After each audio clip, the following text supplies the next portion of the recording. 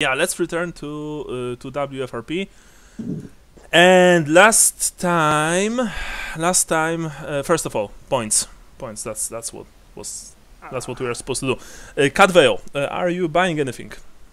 I am stuck right now. I have to learn languages and stuff, so. Okay, sure. No, so you don't have any stats, any leftover stats, anything like that? I'll look and see if there's anything I could double up on. I think I thoroughly went through all that. Okay. Last couple sessions, though. Yeah. I'll check if you want to do the other guys. Yeah, sure. Konrad, what about you? I'm just finishing up, I think, sort of maxing out my stats. I'm just trying to think. I've got 3 stats that I haven't maxed out yet. Oh. And which, so I'm just trying to this? Strength, toughness, and ballistic skill. And strength, toughness, okay. I suggest you know, toughness. Yeah, that's kind of what I'm thinking. I mean, it's not going to give me more of a toughness bonus, but when you're testing, it would be good to have one. Yeah, exactly. That's what I'm thinking too. Okay, I'm going to take +5 toughness. Okay, +5 toughness, cool. Luther Kranz, what about you? I'm pretty capped out. There's nothing really for me to do aside from getting like taught how to do things, and I don't have anybody here to teach me those skills. Yes, because it's Kislev, and no one here knows those skills. No, nobody in Kislev knows how to do shit. Yeah, my Russian accent. I'm sure I could get some nice vampire to teach me something. Yeah, certainly. Yeah. That's not heretical. Certainly, that's a possibility. My Russian accent is also appalling. That's good to know. Anyway, who's making notes today? Better than mine. Oh, thank you.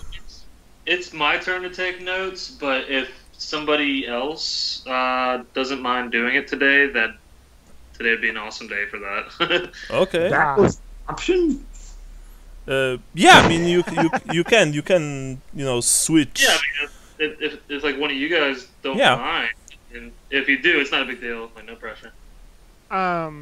Well, that the only thing is I may have to jump up and when the bell rings and they need their lunch or whatever, I might have to jump up. But I suppose I don't have anything super pressing to do other than that. Okay. So I got myself. So I could do it today if you want. But you'll be leaving earlier, Sean, or? No. I won't be leaving earlier, but I do probably have to take a break. Pretty hard. Well, I might have to jump up and take a break to do something for them, and I do have to probably keep it to the 3 hour. Yeah. 3 hours is completely acceptable time. Sure, yeah. Okay, but I can. Yeah, no worries. I mean, you got something to do. That's not. Other than that, I don't have anything to do. So. Awesome. Okay, last time on the Thousand Thrones. Yeah, well, last time on the Thousand Thrones, things went exactly to plan. Konrad went to ask some nice crusaders about stuff, about where Karl was, and he returned with a sickness, a nasty sickness at that. And in the middle of the night, he started screaming. He started screaming about Francisco and about Ludwig the Light. He also attacked Cadveo when the elf came to his room to check on him. Luther managed to disable Konrad with a nice blow to the head, and Cadveo ran to the Temple of Shalia, where he met the alcoholic Shalian priestess named Hannah Reinhold, if I remember correctly. Yeah, Hannah Reinhold, she's in the handout section, you can check her out. She was, she was complete. I mean, she was heavily hungover, dirty, filthy. She had food and vomit stains on her dress. The heart, like the stitched heart, was hanging on a single thread from her robe. And she went to Old Kadievit, where you guys are staying, and tried to help Konrad, but in her current state, she didn't really did much good. So she told you to just keep his head cold and to visit her the next day. And Cadveo was running with with an iron pot in between buildings, and he was just collecting dirty snow to melt and to use it, you know, as a cold compress for Konrad. Meanwhile, Luther, if I recall correctly, he was just pissed at Konrad, and he, you know, told him what he thinks about all of this whole ordeal. Yeah, that's pretty much it. So we can skip to next day, or if you guys want to do something because it's middle of the night, then please tell me. I got nothing. Yeah. I want to rave some more and tell them I'm going to kill them. Yeah. Other than that, I got nothing. Yeah, I guess so. Catvale? Let's skip it the next day. It's fine. Yeah. Okay. So the next day comes. The weak sun is, you know, just came over the horizon. You're not seeing it though, of course, because your rooms don't have any windows. Who was staying with Konrad? I mean, did you guys took turns? Yeah. I'm pretty sure it was just me, but I'm not sure. Cadville? Luther has first shift because I just got attacked, so I'm gonna sleep. Okay. For a little bit. But yeah, I think we should stay with him. This kind of throws a wrench in our plans to leave the next day. Okay, sure. Does it? All right. So next day came. Luther and Cadville, you're not very well rested because you had to, you know, take turns with Konrad. Konrad, take care of the weakest party member. Yeah. Konrad, you were of course, you know, losing and regaining consciousness, and when you were regaining consciousness, you had those strange hallucinations. Although the cold, you know, the cold rags on your head helped a bit, but when you managed to sleep finally, you were of course dreaming about Francisco and Ludwig the Light, the demonologist, and Bastard Supreme. So yeah, that was not pretty or nice. Anyway, what's the game plan? What's the game plan for the morning? Please tell me. I'll go and get the priestess. Okay. Luther, what about you? You're just staying, waiting? I will be going and getting breakfast. Okay. You're going to the owner of the old Kadievit? Yep. Okay. The owner of the old Kadievit her name is, because I completely forgot. Yeah, I totally forgot. Helga. Yeah. Okay. It's Helga Yevit. Right. Both of you are going downstairs. Oh, by the way, I guess that you've tied Konrad to his bed. Yeah. Okay. Yeah. That's what I wanted to. The only thing I ever changed was taking the gag out of his mouth. The boy's still hot. Okay. Nice.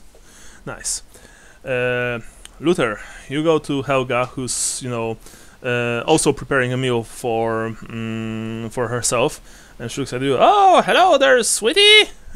How was the first night in my humble abode? It was Well, don't be shy. I can take a compliment or two. It was there was a bed. I did sleep. That's good. That's good. I mean, that's what the beds are for, you know, for sleep. Exactly.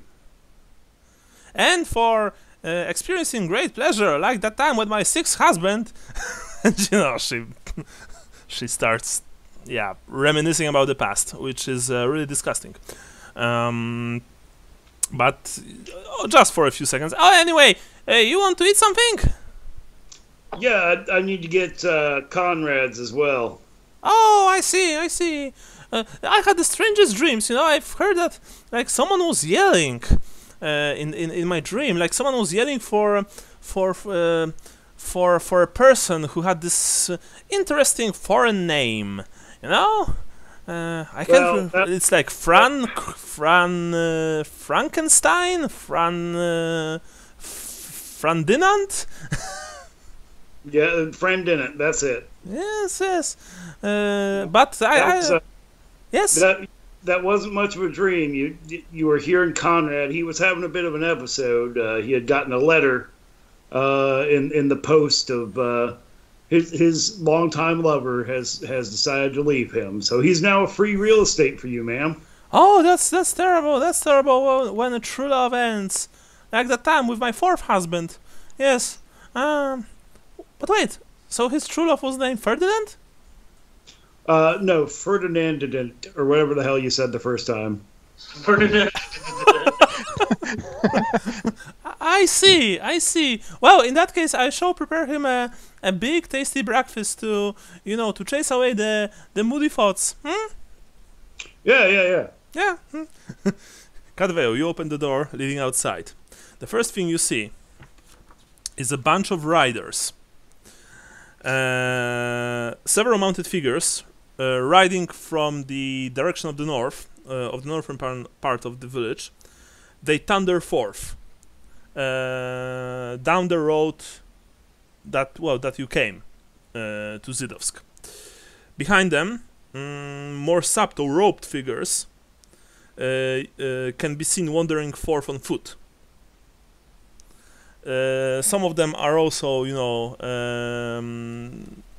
going like towards this direction here, pink. Okay. And others, for example, go here, like it takes you a few seconds to understand what it is, what you're seeing. These are search parties, or you're almost certain. Are they crusaders search parties, or no? They are. You guess they are the vampire search parties. The sky is overcast. The sun is practically, there's no sun. And some of the riders that you saw were very pale. And you were sure that neither them nor their mounts exhaled any steam. And it is cold, by the way. Your breath mists in the air. But there's still like people everywhere, right? Yes. They've moved out of the way, of course. But you guess after hearing a few horrible screams and sounds of crunching bones that few of them have been trampled. But no one does anything. I mean, the people on the square, they're just they are slowly dying off. They're too weak to do practically anything. I'm gonna pull my hood up and stick to the wall. Yeah. Work my way over to the shrine. Yeah, sure, of course. Very well. Okay, you are approaching the shrine. Just trying to avoid the crowd as best as you can, because let's face it. I mean, both you and Luther, you know why Konrad got sick. You're not stupid. Just so you guys know. Even though you're not medics, you don't have to be to put two and two together. It was the plague from the crusade, right? Yeah. Okay. He was cursed for not being a good enough Sigmarite. Yeah. I mean, when Kadve, when you are just walking around the crowd and you take a glance or two, towards them, you see that you're certain that there are more dead bodies today. Like those people are literally just expiring every day, and some of those bodies they look diseased. They look bloated. They look like the plague took them. You're pretty sure about that. You eventually reach the small Shalayan shrine. You knock at the door, and now let me see. I need to roll. Sorry for that. Let's see. Rolling the dice. Yeah, you knock at the door, and there's a "Go away, I'm busy." You hear that it sounds like someone who's who's not feeling really well after a whole night of drinking. It's dire. We need your help with Konrad. Yeah, you answer in Reichspiel, of course. Yeah, you know, you wait a few seconds, like a second or two, and you hear that someone is quickly approaching the door. You know, unbolting it. The door opens and you see Hannah Reinhold standing in the standing in the doorway. She stinks. That's the best way I can describe her. She's just she hasn't washed in a while. Her breath is abominable. She stinks of, you know, stale alcohol, and but she looks at you with this joy in her eyes. Oh, it's so nice to hear the native tongue, even if spoken by an alien mouth. I recognize you, Elf. You asked me to come help your friend last night. Yes, he's still sick. You said to come get you in the morning. I did? Ah, very well, very well. Please lead me to him. I don't remember where you were, in Tau Steed, perhaps. I think that was the end, right? Yeah. Yeah. No, you are in Old Katyevit. You're in the boarding house. Yeah, we're not. They had no rooms for us at the We're other at place. the boarding house. Oh, Helgajevit's home. Very well. Of course. You know, she follows you. You once again. Yeah. Sorry. Go on. If she's wearing a robe, I'll like pull it up over her head and say that there's a dark riders about. I don't care, she says. I don't care, and she gently pushes your hand away. You know quite a bit about human deities and their faiths, and you know that Shalia is goddess of mercy, and that practically every Shalian priestess will help the afflicted, will help the poor. But you see that Hannah, when you are just skimming the edges of the crusade, she barely sends a glance towards the unfortunate wretches, and even when she does, she's not like blessing them with the sign of the dove. She just shakes her head in sadness, and yeah, she's not saying anything. You remember Shalayan priests from back in the crusade, right outside Wolfenburg. Even though they weren't that popular, after all, Karl was the only true god. He was Sigma reborn. They still did their duty, even to the most hopeless cases. But this woman, nah, she's not. She seems like she doesn't care about anything else, except for probably the drink. Yeah. Sad state of affairs this village is in. Anyway, you enter Old Kadyevit. Luther, you meanwhile grabbed some breakfast, ate it. It wasn't much, but it was tasty enough. A few eggs, a few pieces of slightly stale black bread, and just some kind of light herbal drink, and that was all that you got. Actually, sounds pretty good. Yeah. I guess you took some to Konrad, right? Yep. Yeah. When you enter, Konrad, you are awake and you are semi-lucid. So you recognize Luther, but you also have a feeling that Francisco is lurking nearby to shank you. Luther, you gotta untie me. Francisco's there. He's gonna kill me. I need my sword. Sorry, bud. I'm keeping you at bay. Francisco has possessed the sword, and I don't want to touch it, or else I'll get possessed by Francisco. Impossible. How can it be? Well, he's obviously a very powerful person. Damn you, Francisco! Yeah. Now, to get you back up to snuff, I'm going to have you eat this breakfast. Yeah, and Cadwell, when you are, walking the stairs up, you hear, "Damn you, Francisco!" coming from upstairs. Hannah is just, she's behind you, but you know that she's probably looking at you like, "Oh, oh, that's the case, okay." But she's not saying anything, she's just following you, and that's it. Yeah. Eventually, you enter the room where you see that Luther. Do you want to feed Konrad, or are you just giving? Yeah, I'll drop an egg on his mouth. Yeah, where you see that Luther is feeding Konrad in bed. Yeah. So, you two enter. Cadvale, you and the priestess. There's this The silence. the pale ones are about. They're searching for something. Someone. Well, that ain't good.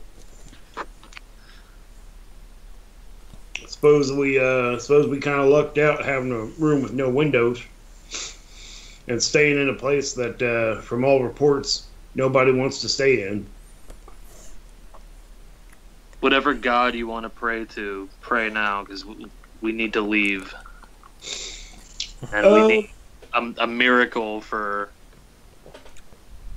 Konrad to get on his feet. You see that you got a priest next to you. Hell, she can do it. Yeah, Hannah is approaching Konrad. She looks at him. There's this. You see that some of her perhaps lost dignity and skill as a healer returns, because she quickly begins to pray silently and asks you, Cadvale, to bring fresh towels and a bucket of cold water. She also says, your friend has actually, wait, I'm going to roll for her. Ooh, nice. She passed, by the way. That's not a botch. Good. Actually, she passed. Your friend has a scurvy fever, she says. He has scurvy? It's well, yes, but in a fashion. By a fashion, in a fashion. After a fashion. After a fashion, yeah. Sorry, after a fashion. Yeah, English is dumb. Yeah. After a fashion, still under. Yes, she says, and she stifled a disgusting belch. Like, all of you smelled the digested vodka, by the way, in the air. Always nice. I should be able to help him, and she begins to remove from a pouch at her waist some glass vials, some you see some strange, dry herbs, stuff like that. She, like I said, Cadvale, she asks you to bring the towel, the water, the bucket full of cold water. Will you go or will you not? Oh yeah. Okay, yeah. I'll do whatever she says. Okay, I want to pray, once I've done all that, I'm going to put my hand on her shoulder as she's praying and send my own prayer to Isha. Yeah, alright. Yeah, when our prayers combine. I am Captain Planet. Form of? Yeah, when you return with the bucket, you put it right next to Yevit, by the way. Helga gave you the bucket. She also gave you some rags, clean rags, well, cleanish rags. You put it right next to her. All the while, she mumbles a prayer and, gives Konrad the herbs, prepares some kind of concoction, mixes the contents of few vials and, gives them to Konrad. And yeah, Luther and tell him to kneel and pray to the goddesses of mercy. I don't know of any goddesses of mercy. I pray tall. Maybe I punch him in the back of the knee. So now, Campbell, like, while I'm getting punched, like Campbell, I don't think you understand that. If he dies, we at least want like a nice tree to grow out of him or something. It's important to have good comrades in the group. Okay. all of us get out of here alive. Okay. Hey, it's a win-win. If he survives, we got our friend back. If he doesn't, you get a tree. As great Kislevite wrestler said, if he dies, he dies. I must break you. Yeah. So now Hannah will roll for her medicine. She takes actually quite a long time. She almost she ministers for Konrad for almost an hour, and she, by the way, asks both of you to stay. Although she doesn't ask you to pray. That's actually quite interesting. Can I support her with my heal skill in this there? Yes, you actually can, because you have heal skill. Yeah, sure. That's actually so. It will be slightly quicker than an hour. And now I'm going to roll for her. If she botches, one of you can use your luck points for her, just so you know, because she doesn't have any. So here comes the roll. She actually passed. Wow. Well, I mean, she passed with your help, and she passed with the time spent on Konrad. But I am thinking of re-rolling that. If any of you are willing to spend your luck for her to improve. I will spend a luck for her. Okay. I was gonna say, I don't suppose I can spend my luck. You can. Okay, Sean. let me spend my luck. I think that's only fair. Okay. That's fair. Let the guy who's dying spend his luck. Okay. Yep. Just so you know, Sean. Now, if you want to do this, because if I roll second time and I roll 100, for example, you will get worse. If you roll 100, then I get to be the vampire. No. Yeah. Okay, but I will try to reroll that in that case. Yeah, and it's a better roll. Sure. That was actually that was it. Nice. After an hour, she stood up. She once again touched your brow, Konrad, whispered something, put her hand over your eyes, and when you've opened them, after she moved the hand, you are weak, you are very thirsty and very hungry, even though, Luther gave you some food, but your mind is your own once more. Cool. Although what this means is that for this day and probably the next, all of your characteristics are still halved, but you will not hallucinate anymore. Okay. My work here is done, says Hannah as she produces a small flask from from behind her, dress, from under her dress, and she takes a swig. You can all smell the kwas. You can get out of bed, adventurer, she says. Although, for the next few days you might still be a bit weak. But your mind should be at ease now. Hail, the goddess of mercy, she says, with this rather, in this rather ironic tone. And she raises the flask high. And she just, shakes her head and she prepares to leave. Yes, thank Sigmar for his beneficence. Oh, she looks at you. You're an Ostlander, aren't you? I've noticed the accent. Yes. Oh, I'm also from Ostland. You're from Ostland? Yes. I reach into my bag and I grab my one bottle of Ostermark vodka, and I hand it to you. And I said, "Please don't." Ostermark or Ostland? Because I Ostermark put and Ostermark, but I might have meant Ostland. I got it when we were in Ostland. Okay, okay. So So that's a slander vodka. She takes the bottle greedily. Oh, I was originally a missionary from Wolfenberg, back when Wolfenberg was still standing. Yes, unfortunately, the capital city has fallen. I know that. I know.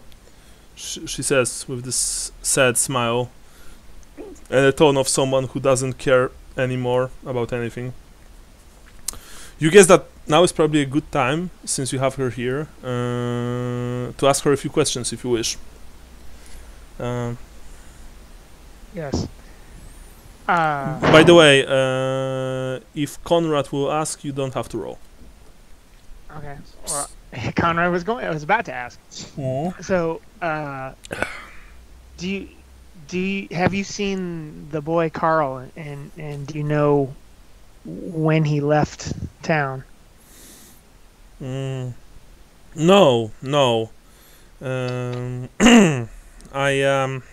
I haven't seen him, but I've heard about him. No, I don't know when he went. No.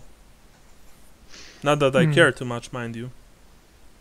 Do you know where he would have headed in the Crags of Shargun? Because the locals won't tell us anything about it, and they say there's some place, but they won't say more than that.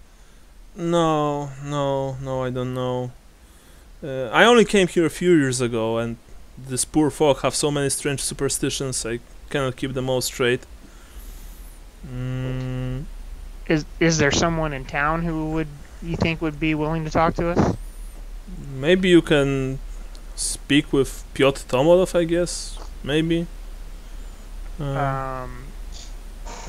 I think we met him. I don't think he speaks Reichsspiel. Oh no, you've met his cousin. His nephew, I mean, Gregor. Piotr is, well, you can't really miss him. She chuckles darkly. Oh yeah? How can we recognize him? Let's just say that he has a certain aura about himself. He's a gentle soul. Too bad about his, well, his everything. And at this you see that she shudders, as if remembering something very unpleasant. Go on. Well, she's not going on. She just, shudders and takes a swig from her flask. It's very early, by the way. For even for in the old world, you seldom drink vodka at such an early time. You do you, girl. Yeah. No judgment here. It's our friend. So, like, whatever.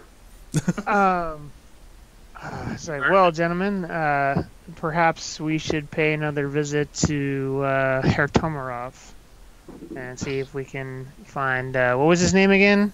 Piotr Tomolov. Piotr. Yes. Not the cousin. Yes. All right. Well, it's because of him that this my shrine actually exists. He supplied the materials. He used to come over every day. Mainly he only used to come. Oh, and Anya sometimes. Who's Anya? Oh, the poor girl. She came to me. She was afraid her father would make her marry against her will. She wouldn't tell me who, but she said she hated him. And then she cried for more and begged forgiveness for feeling hate. Once again, you see that she chuckled darkly.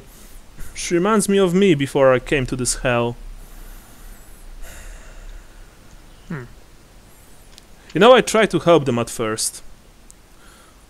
But it seems so strange, the sickness, so unpredictable. I fear it may be the work of the dark gods.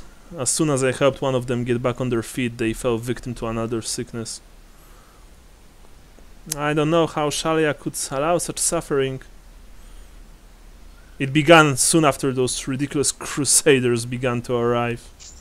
And she says that, you know, that sentence almost with pure hatred in her voice.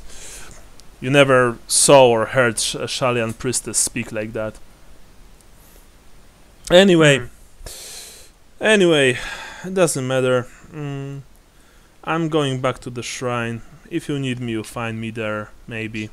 And with that, she just, you know, went out of Konrad's room and downstairs. Well, gentlemen, maybe I need some more food and drink, and then let's suit up and go to Pyotr Tomarov's. Are they still out there, the patrol parties? No, these weren't patrols. They were sorties. They were riding out of the village. Like away from the crags? Yeah. No, I mean it's Kadveo saw that. So Yes. Kadveo, you saw that they were like to your educated guess as a you know seasoned woodsman, like scouts, stuff like that. You guess that they are just exploring the surrounding terrain, surrounding forests, rocks, you know, hills, stuff like that. Cracks probably also. Scouts. Yeah, scouts. You all of you know what they are looking for or who they are looking for. The child. Yeah. Look at Konrad. Yeah, they're looking for Konrad. The child in our party. Yeah. So, you go downstairs, or do you want to discuss something else? I'll catch a bite to eat here if you guys want to go. Well, I was under the understanding that Konrad wanted more to eat and drink before leaving. Yeah, Okay, yeah, cool. Konrad could use a bite.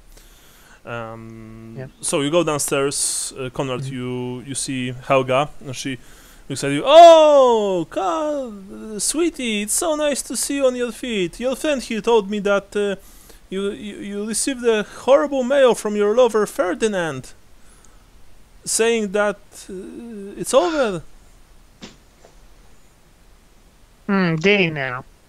Yes, but I just want you to know that you don't have to worry. You will find true love eventually. Everyone does. Like, all of my husbands I love dearly. And each of them I hold in my heart. And one even on the attic. In the basement. Yeah. Yes. Oh. Poor Shank. He hung himself there. But I sometimes still hear him. You know? I do. I hear some of my old compatriots. Oh, I thought that you were saying that you also hear Shank walking in the attic. Oh, yes. Anyway, you want something to eat? Yes, please. Yeah, Very well. please. Yeah, she fetches you breakfast, the same that Luther got. So just two eggs and some few slices of bread, something to drink, some kind of bitter herbal drink, not very good, and it's lukewarm at best. But at least it's better than rations, probably. Let's be honest. So you've grabbed the food, you finished the meal, and what? You're going out now. Yes. All right. And Luther, you were staying inside? Is that what it was? Yeah, I'm just gonna stay here. You want to stay here, Luther? You don't want to go with them? Well, I'm trying to figure out what the hell we're even doing. Yes. Need to find out a little bit more information about the crags, and then we're heading there. Oh, okay. I thought y'all were just going out to get like provisions and shit. No. We're trying to find this guy because he's got the 411. Didn't we get provisions? You got some provisions, yeah. You got some we did. last time, yeah. Yeah, I see it in my sheet. Yeah, all right. Yeah, I'll go with y'all.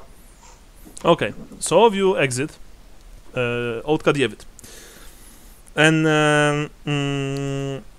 you see quite a sight, because you see that a handful of probably village elders and craftsmen make their way through the village square, heading toward the pitiable shrine of Shalia, and causing quite a stir among the local populace. A few follow in anticipation, but most simply nod sagely, their faces set in a look of grim determination. Leading the town council toward their destination is a very fat, very disgusting looking man who has this, you guess, false look of concern pasted onto his face like a cheap mask. And following them, as if afraid to be seen, is a large figure, a bearded man dressed almost, even more like someone who only lives outdoors, so to speak. You know, his clothing is very primitive, of course fur trimmed. His beard is long, dark, and shaggy. So I think what we would call a mountain man. Yeah, something like that, or a redneck. Yeah. No, just kidding. I mean, Wait. No, I resemble that remark. None of that. what? None of that. We don't need any of that. Okay. No, of course. I mean, mountain man.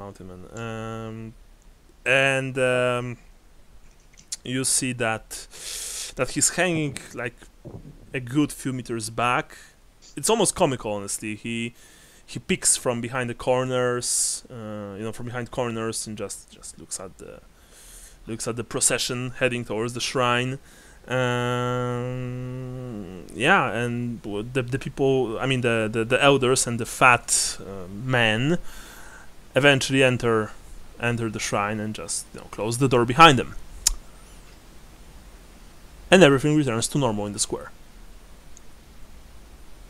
Not sure why my daughter is yelling. That's awesome. Okay. Okay. I think it's okay. We'll give it a second. Sure. Okay, so the just trying to get my bearings. The mountain man is not inside the mission right now. No. You see so that he disappears behind the corner. Say, hey. By the Cadwell, way, sorry. I'm just going to quickly check. You saw him that he was here. Oh yeah, here. Bing. Go away. Sorry. Oh my god. Give me a second. Even I heard give that. Me a second. Yeah, I'm gonna mute it and I'm gonna go to see what the hell's going on. Hey Michael, that redneck remark was of course just a joke. Sorry if I offended. No, I'm supremely offended. Okay. Yeah. Instead of sending me the beer, you're going to send me a hand grenade in a package. Nah. Okay. Dude, like I've been trying to navigate what the hell that import tax bullshit is on y'all. I have no idea, honestly. It's kind of a pain to. I know it's high. I will gladly send you beer. Yeah. It will cost me a good chunk. Tell you what, you tell me how much, I'm going to send you the money. You just send me some good brew from the country. I don't think I ever drank a real American beer. I once tried, what's the name, the beer with the marijuana I have no idea what the hell you're taste. talking about. No, it was Corona, I think. Is this American beer? Yeah, that's like a Mexican beer. Yeah. Like Corona, it was in this fancy 33 or 330 milliliter bottles. It was quite good, actually. I think if you want American beer, it's not necessarily gonna be good beer, but I think something like Bud Light or Miller Light is the most beer you can get. Yeah, I actually drank Budweiser a decade ago. Yeah. It was. I mean, it's not good, but that's the American beer. You know yeah. what I mean? It was actually pretty good. I remember it. Still You hard. could smash them is the thing. I mean, you could drink like 8 of them, and Yeah, because they're really light. Yeah. I'll say this: we went out to one of the new breweries in town, which makes brewery number 12 in the city. And man, they had a really, really good Scotch stout. Scotch stout. So like stout Yeah. with actual whiskey. like a Scotch barrel, right? A Scotch barrel. Okay. Yeah. Okay. So like a beer that sits in a barrel that was used for whiskey. Scotch, yeah. Okay. I don't It think... actually had like you could taste it in it. Like I've had rum, like stuff that was in rum barrels and stuff before. It's Yeah, rum and Tasty. bourbon beers are pretty common. yeah. You know, honestly, I mean, I'm not a beer connoisseur. I have a few friends who are like, you know, taking part in competitions. They're making their own brews, but when I want to drink beer, I usually just go for desperados, stuff like that. So it's pretty strong, but it's also pretty tasty. It's like beer with tequila flavor. Yeah, oh yeah. Oh, yeah. no, don't get me wrong here. The Scotch stout I had was 13%. First, wow, that's wow. Yeah, that would probably floor me. I mean, if I would drink it rather fast, that would probably floor me, like 13%. That a Desperado is one of the first things I ever drank actually on a class trip. In Paris, like we like got it at a convenience. We were like 18, you know what I mean, and you can't drink here until you're 21. So obviously we went nuts, and like once that's the first thing we did is go to a store like just buy a bunch of beer. Yeah, Well, I did the same thing when we were in Italy for a class trip. A bottle of Grappa. Oh, grappa. Yeah, grappa is cool. It wasn't cool for me. I woke up hungover as shit Okay. in Vatican City. Vatican is also nice. In bed next to the Pope. Whoa. What happened last night? Oh boy! Pope Francis, it's really you. No, but you know, seriousness, Vatican is a really nice place. If you always have to wait in this long line to actually, you know, enter the chapel, but it's worth it. It's Oh, the Sistine Chapel. yeah, it's Yeah, certain. yeah. We went there, and then we were like looking around, and they were telling everybody to shut up, and we're like, "Oh, where's the thing? I don't know. I can't see it." And funny thing, I'm also 100% sure that I saw Mark Wahlberg there. Oh, that's cool. Yeah, because like I mean he's. How's your mother? Yeah, if I recall correctly, he's a very religious person, and he's quite short. And I saw, you know, quite a few films with him because I like him as an actor. And I see this guy, and he's like, "Holy shit, it's Mark Wahlberg!" But of course, it's you know, not altogether out of the realm of possibility. yeah. So there you go. Anyway, you see that the bearded man just disappears behind the corner. What are you guys going to do? The door to the shrine closed shut. I said, "Hey, Cadvale, why don't you see if you can contact? You're kind of an outdoorsy guy. Go see if you can see what's up with that bearded man, and Luther and I'll go to the shrine and make sure that these guys aren't giving Sister Hannah a hard time." That might be more of a tall thing. Yeah, I'd leave it to me on the outdoor boy. Oh, okay. He looks like my kind of poke. I'll go with Okay. you. Okay, sounds good. Okay, Who so wants me first? yeah, so Michael, you roll first. All right, what am I rolling on here? Well, you are trying to catch up with him, I presume, right? Yeah. Okay, so roll me perception plus 30, I guess, Gotta get down there. There or we are. tracking. If you have tracking, you can use that. If you I do. Let me find these real quick. Yeah, you should have follow trail. I thought you. yeah, said so that tracking for follow trail plus 20%. I say even I have follow trail. There we go. That's All obvious. right. Beat. Yeah, you've passed. Nice. By 2 points. Very nice. You follow the man, and you know, of course, you avoid the crusaders as best as possible. First, you see that he disappears behind this corner, and then he goes to this place here, and I'm going to review it. Woohoo! Here. Finally. He goes to this house. The brothel. Yeah, the rough. And it is back. It lies, you know, a bit away from the main road. It is buried beneath a jumble of small homes. This building is unimpressive. No sign announces this place's purpose. Though you see that there's this strange O sign darkening the heavy wooden door. Like many places in Zhidovsk, this building has a peaked roof covered in slate tiles, and you see small leering demonic faces staring out from shadowy places where the roof hangs over the exterior walls. And actually, Luther, you look at the wooden slats of the walls, and you think you see odd faces and whorls appearing in the grains.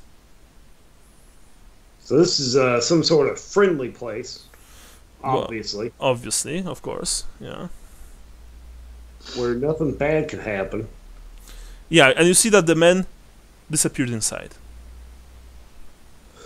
All right, you know, fuck it. I'm just gonna walk up openly. Okay, so you approach the house. Yeah. Okay. Can I take a look at get a closer look at the wood grain? Just make sure I wasn't seeing shit.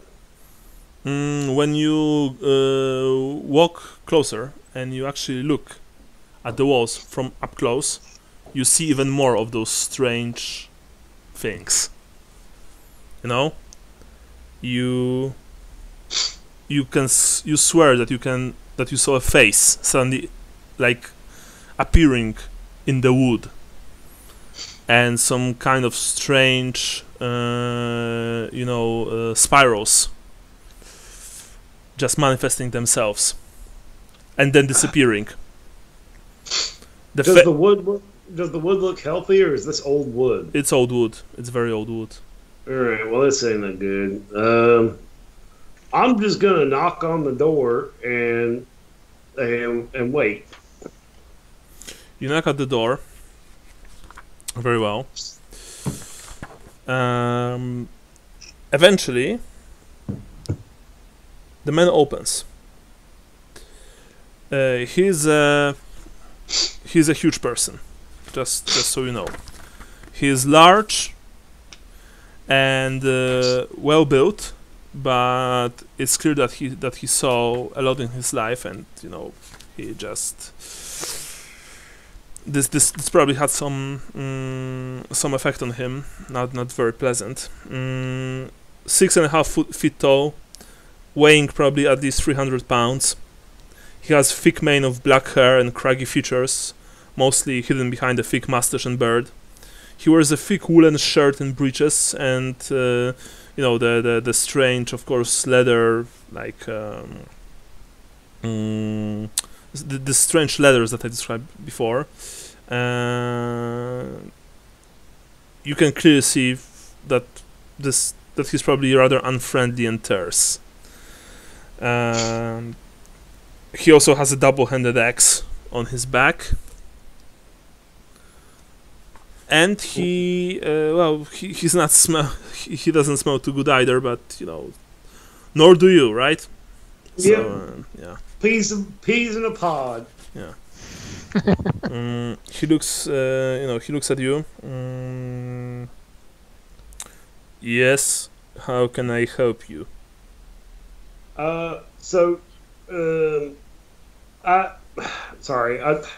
It's just so hard meeting new people. I just moved in a couple houses down, and this town sucks. And I figured I would get to know my neighbors to make this town not suck as much.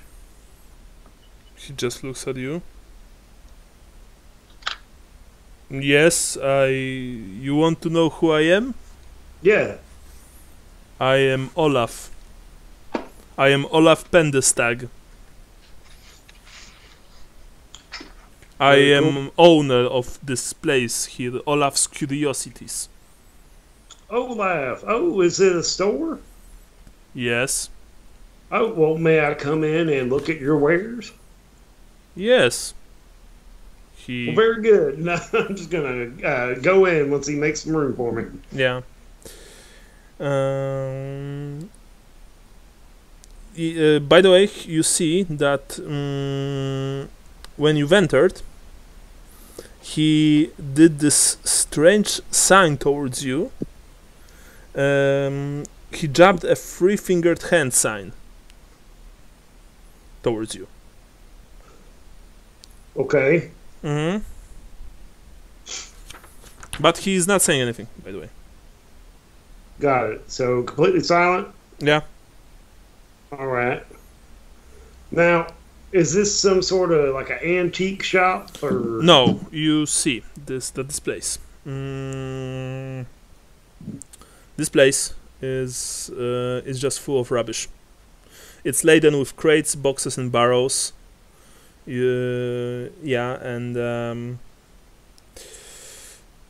there are.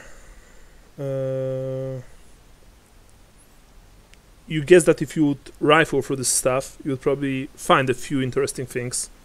But like I said, it's mostly rubbish, broken and worthless belongings, poor quality items. You know, broken pots, cracked barrels. Just cracked jars, stuff like that. There is a rope, but it's in a state that you would probably just tear it to pieces. You know, there's some pieces of clothing, almost. They have so many holes that no way in hell that they would afford any protection from the cold.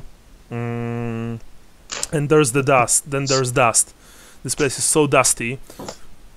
Olaf is standing nearby. He's looking at you suspiciously, and he's continuously doing this sign, this gesture of three fingers, of pushing like three fingers towards you. I turn around and just sort of like smile and look down at my hand and smile back up at him. It's like, is that just sort of a local thing, or what the hell are you doing there? No, I don't know what you're talking about, he says. I mimic the gesture and do it right back at him. He you see that he started doing this, with an even faster motion. You want to buy something? I want to mimic his motions and keep doing it faster as well. All right. Okay, so you're just doing this. You two are standing in front of each other and just...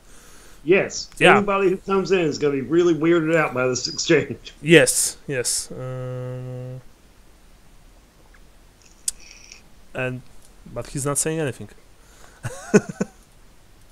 Oh, fuck it. All right. Are you a tracker or some shit? What the hell kind of lie do I need to tell to get you to fucking tell me what the fuck is going on in this stupid ass stinking pile of shit town here? When you said like that, you see that he's still doing this gesture, but like with less force, with less intensity. Well, you just came here and you don't like what you see here, yes? I don't like seeing the undead just walking around unashamed of their horrible contraction. I don't like seeing dozens of true believers. Granted, they believe in some bullshit, but true believers dying in the streets with no relief. And I definitely don't like seeing a fucking vampire in your bar when when we first arrive in town and nobody doing a goddamn thing about it. He looks at you, and you see that his demeanor changed a bit from this cold and indifferent, maybe slightly hesitating, to actually rather curious and hopeful. And he asks, did you came here alone, or do you have friends with you? I've got friends with me. Maybe you are the ones who were foretold. He asked this, not looking at you. Could it be? Finally? Could you bring your friends here to my place so we can speak? It may be a little bit, but let me go. I'll go talk to them. Very well, he says. He did this strange three-fingered sign for the last time. Very well. Bring them here to Olaf's curiosities, and we shall see if you are truly who I think that you might be. By the way, you see that number 7 Olaf's curiosities on the map here. Yeah. Okay, so Michael, are you returning to the gang? Yeah, I'm gonna return to the inn. Mm-hmm. Not the shrine. Where were we meeting up? I can't remember. Yeah, I don't remember as well. We didn't say. Yeah. Okay. You took off after the guy, and we were going to the shrine. I'll stick to the sides, and I'm gonna go up to the tallest teat. Okay. Well, just so you remember though, where we were headed before all this shit went down was Tomarov's, which is number 5. Yes, so it's here. Oh, yeah, that's fair. Mm-hmm. You know what? Yeah, one of the provisions I need is something they probably got, and I'm gonna go find me some more tobacco.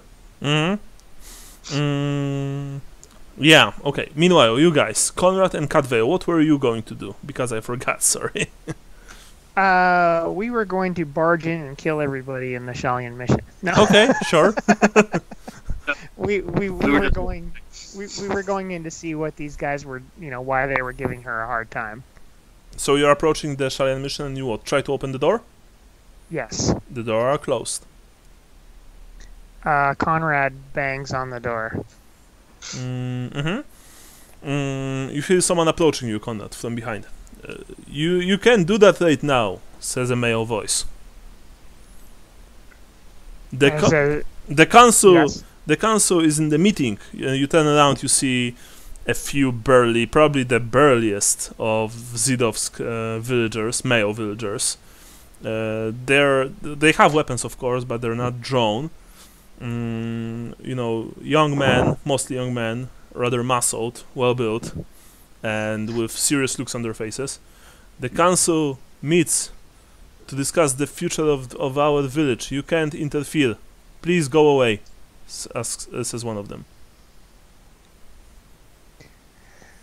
Oh no. Every meeting takes place in the shrine. Please go away. Please go away. Yeah. Yes. He says, as you say. Thank you. Spasiba. And I guess you move towards Tomarov's. Yeah, and I said, "Okay, well, it's good thing I'm feverish and delusional. Otherwise, I would have killed them." Yeah. Yeah, you approach Tomarov's. You're waiting for Luther there, or you just enter right now? Yeah, we enter right now. Well, Konrad's going to enter right now because he assumes that Luther is still trying to track down that guy. Okay. Katveo, what about you? I'll post up at the door outside. Okay. Yeah, sure. Konrad, you entered the shop, and it's the same as was yesterday. You also see the slightly I don't want to say simple, but slightly damp young man standing behind the counter. None too bright. Oh, that's how he's described. You know, he just like yesterday, he's picking his nose. When you enter, he's not stopping. Guys,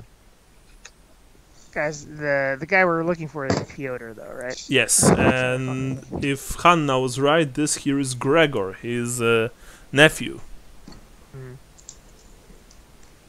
So I walk up to, he's behind the counter, I guess. Yeah, I walk up to the counter and say, Piotr?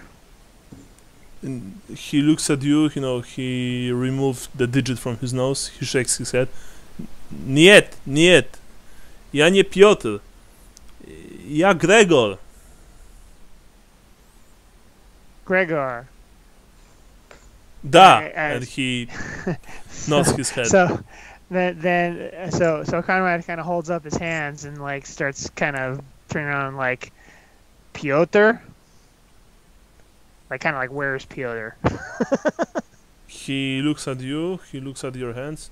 Niet. Ja to Gregor. Nie Piotr. Piotr nie tu. It's a shame we don't have some medallions right now. Yeah. some magic elfin translators. Yeah. Yeah. Piotr So, na spotkaniu w kaplicy Szalai. okay, I think I got that. Da. So I point behind my shoulder, like back towards the square. Does he nod?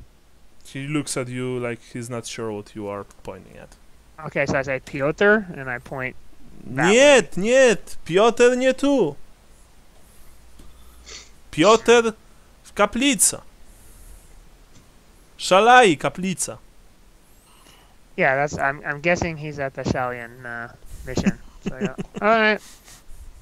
Either that or he's dead. I don't know. All right. Well, that was fun. Much grass. Yeah. All right.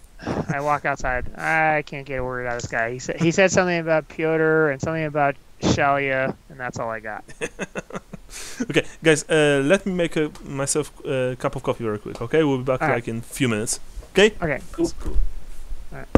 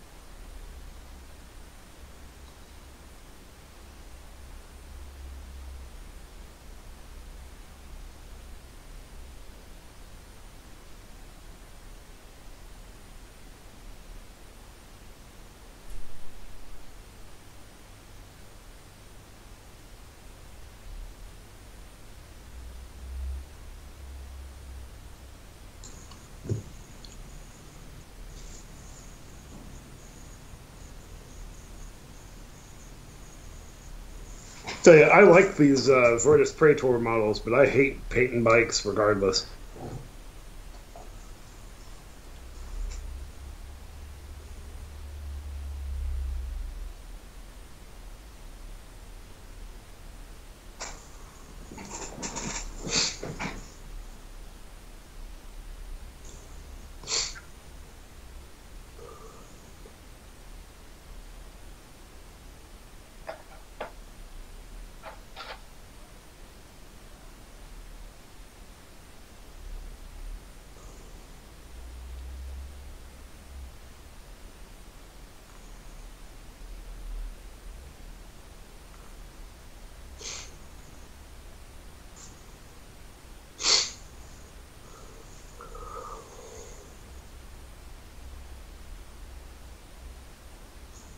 All right, I'm sort of back.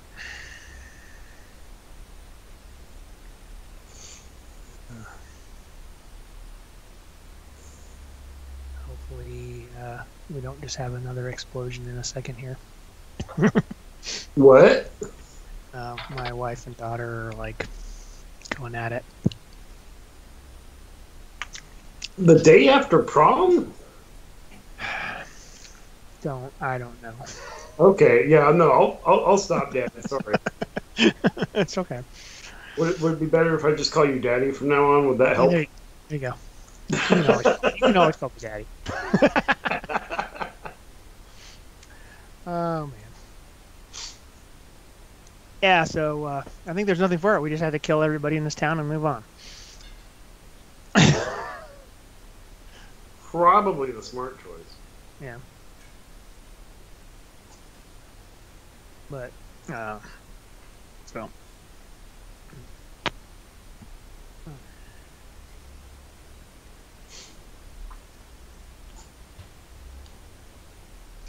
Sorry, I'm just stuffing my face here a little bit too.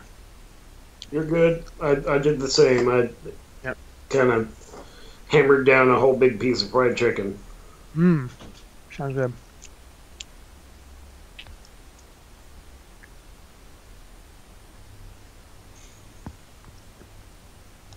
Well, yeah. So I guess. Well, you're gonna buy tobacco in the store anyway, right? So you should be able to do that with no problem. Oh yeah, I don't think I'll have as much of an issue as you did with just trying to get somebody's name or somebody's location. Well, like I said, I sort of thought that maybe the fat guy, the fat weird-looking guy, is Piotr. I don't know, but I just wish my stats weren't halved, because then we would have had a more of a interesting talk with those guys. Yeah. But actually, that's a good question. What is empty hand damage? Because I think that time that I killed somebody, I miscalculated the damage.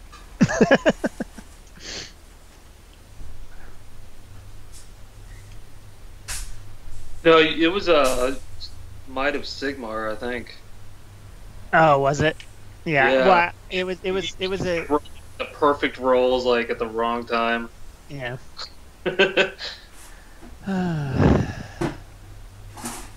Never a dull moment. All right, let's see here. Food and drink. Advanced armor.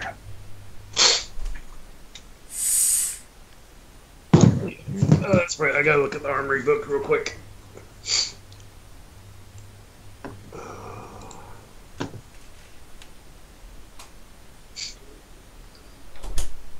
Oh, okay, unarmed. Okay, strength bonus -4.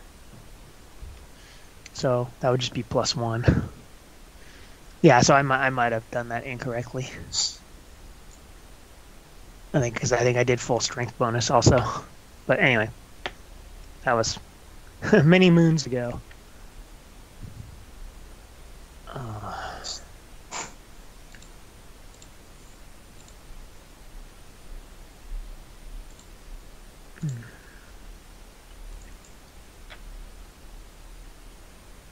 That's what I need to do is put another piece of paper there.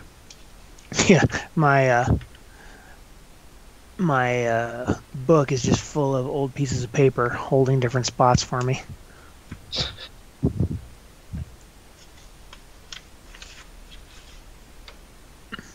Oh. That's interesting.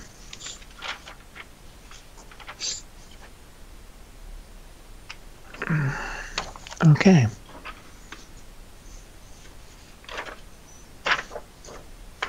Let's put that there. And figure out where this other crap is. There we go.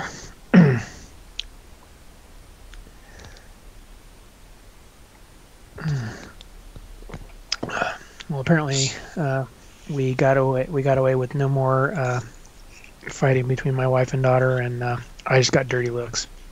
So we're good. Man, you're really not making this prospect of my wife and I thinking about children seem good. Well, it's, it's like any other interpersonal relationship. There are good times and bad times. Yeah. Although I will say, kids, the worst roommates ever. Oh, I can imagine, yeah.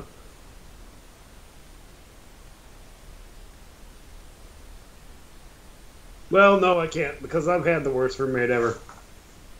Well, maybe not as bad as the worst roommate ever, but just the kind of roommate who doesn't pick up after themselves or do the dishes, that kind of stuff. Yeah, he was that.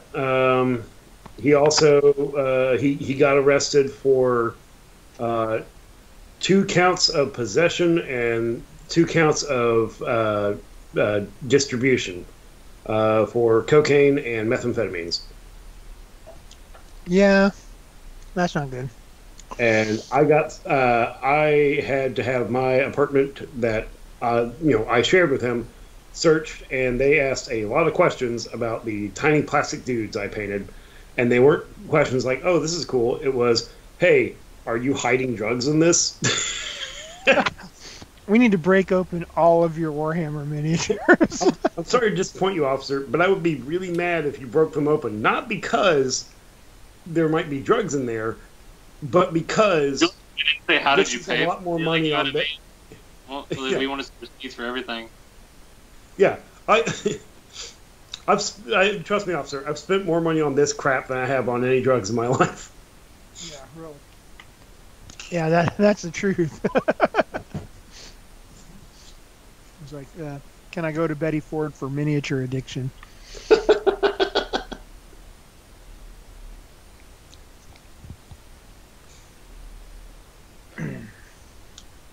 But yeah. Yeah, no, okay, I never had. My main thing was just like, I had a roommate who was like, "Oh, well, I don't know if I don't know who's done what to that dish, so I'm just gonna get another one." And so then we ended up with like a pile of like 30 dishes high in the sink. And he was telling me like, "Oh yeah, when I was in college, we just ended up throwing away all the dishes because they were so like encrusted in mold and funk that we didn't want to touch them anymore." Like, and he was proud of it? I don't know if he was proud of it per se. That was just how it was. Yeah, okay. So, and then I had a skinhead stomp on my hand, and I got a chip fracture in my finger. And I was like, it's really hard to wash dishes. So, no dishes got washed for like the 6 weeks that my finger was in a splint. It was gross. Jesus, man. What'd you go to? A fucking Dropkick Murphy show or something? No, it's just a bar in this band called 2 Minutes Hate. Gotcha. that you brought that on yourself. Yeah, I did really.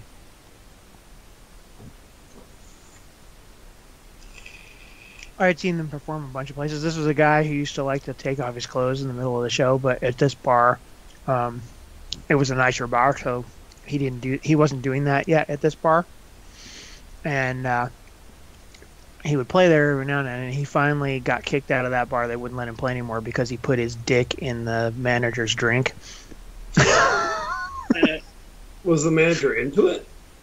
No, not at all. Oh, okay. Well, He was very annoyed. that he teabagged his beer.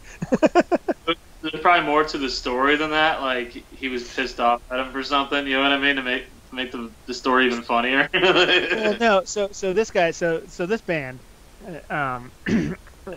Supposedly two brothers. I don't know if they were really brothers. Tom and Jerry.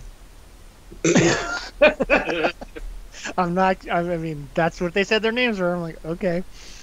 And they would sing all these weird songs about like, but one of their hits was Andy Gibb is dead, but before he died, he gave me head. You know, Right. so that kind of stuff.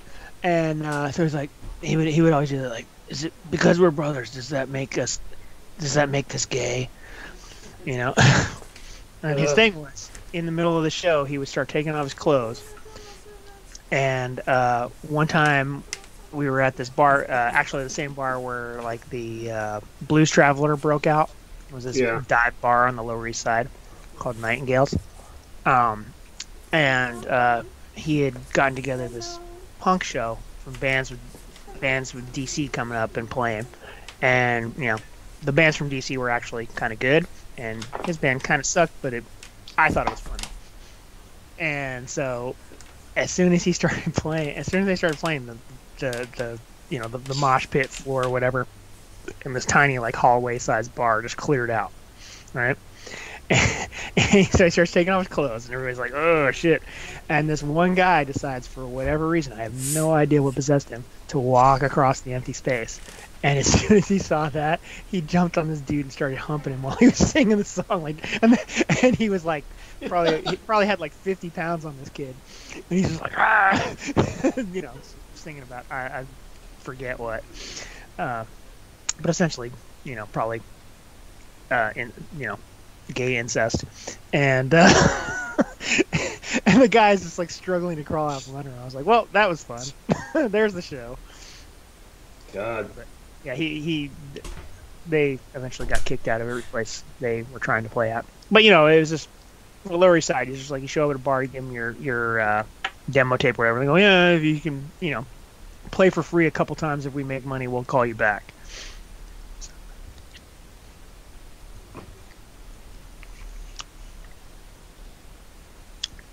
Good times. But anyway, yeah. So I showed up at this fancier bar that actually had like a raised stage, was a really raised stage.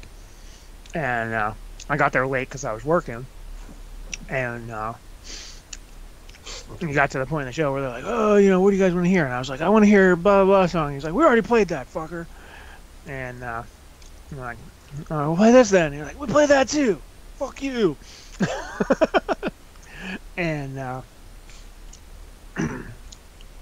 and then I guess I was moshing, and I forget, somebody knocked me down, and he jumped off the stage and landed on my hand. And his brother was way bigger, but he was not a small dude.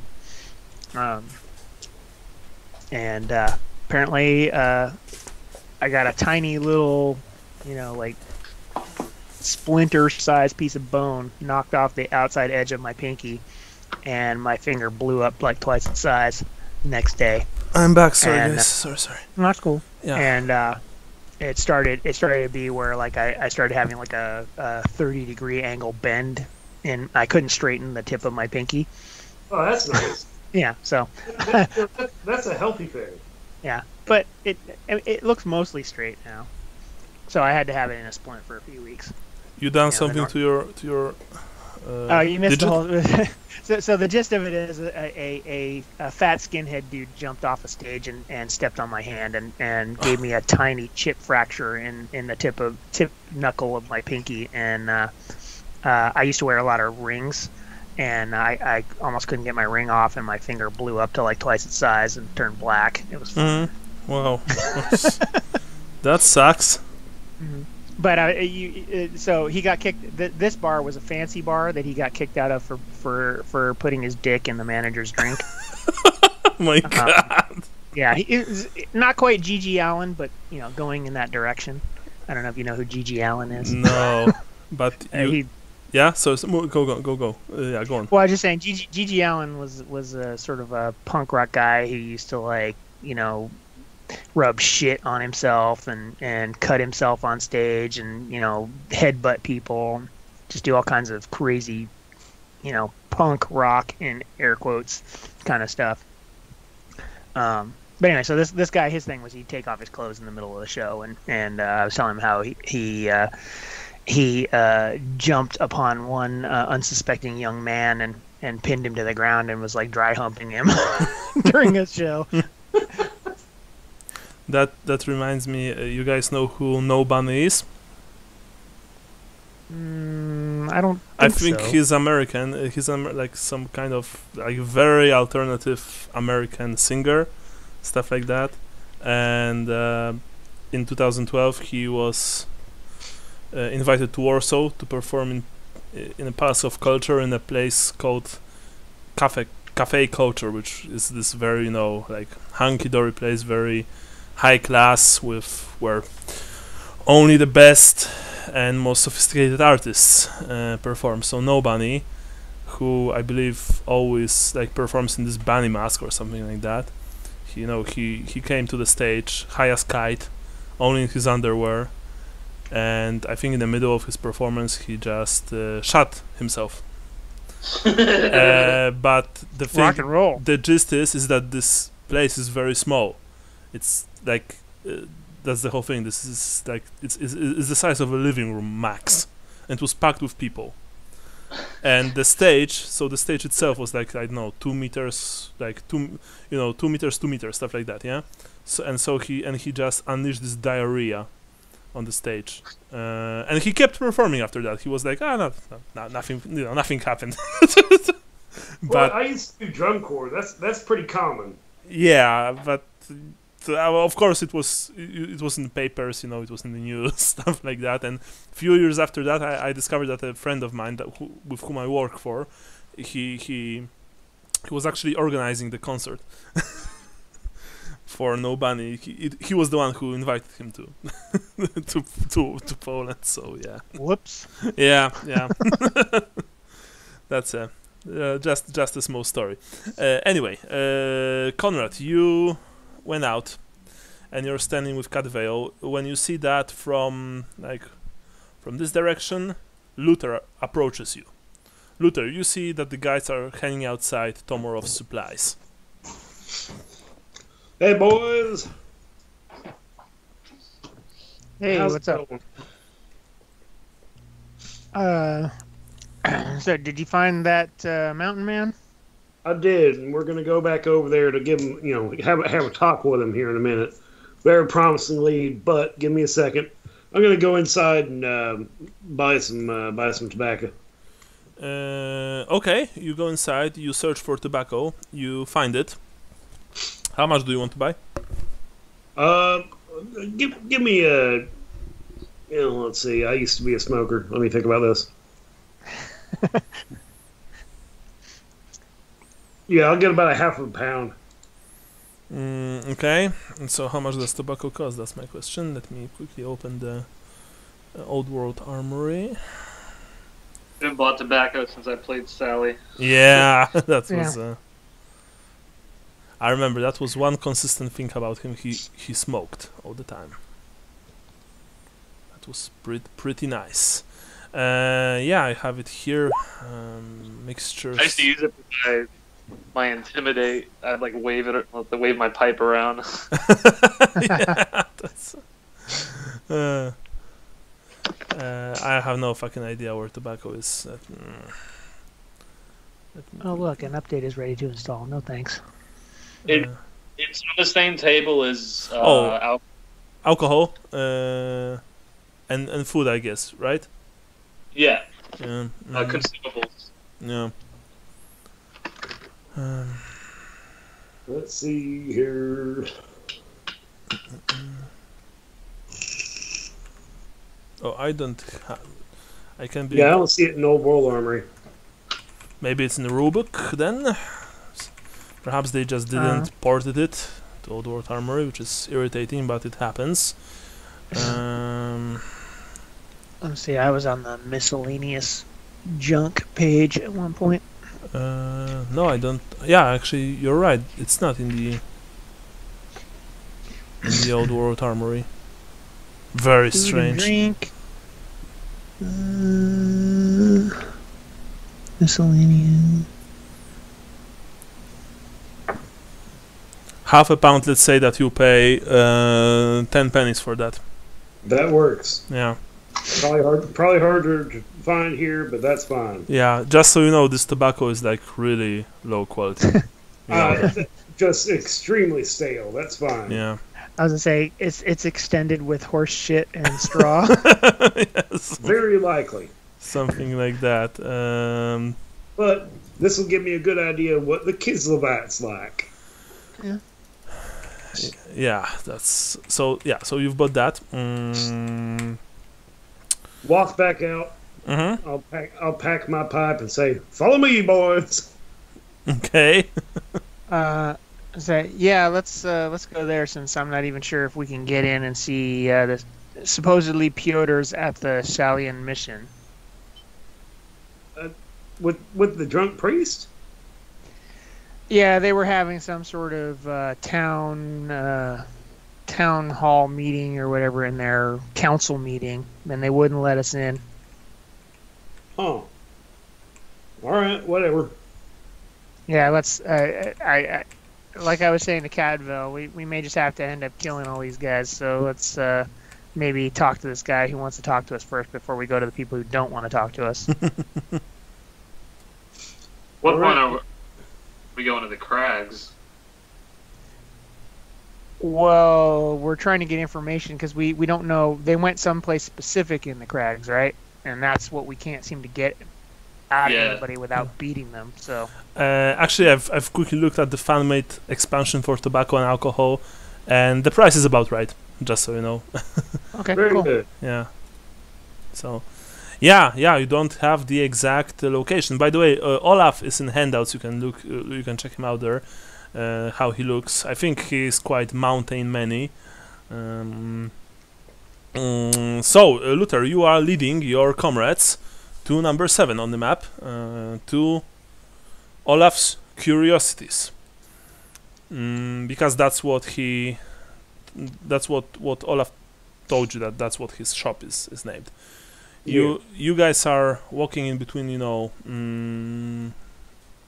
a few small dingy buildings in Zhidovsk, and eventually you come across this place that is almost outside the village. And just as I've described this to Luther, there's something uneasy about this whole building.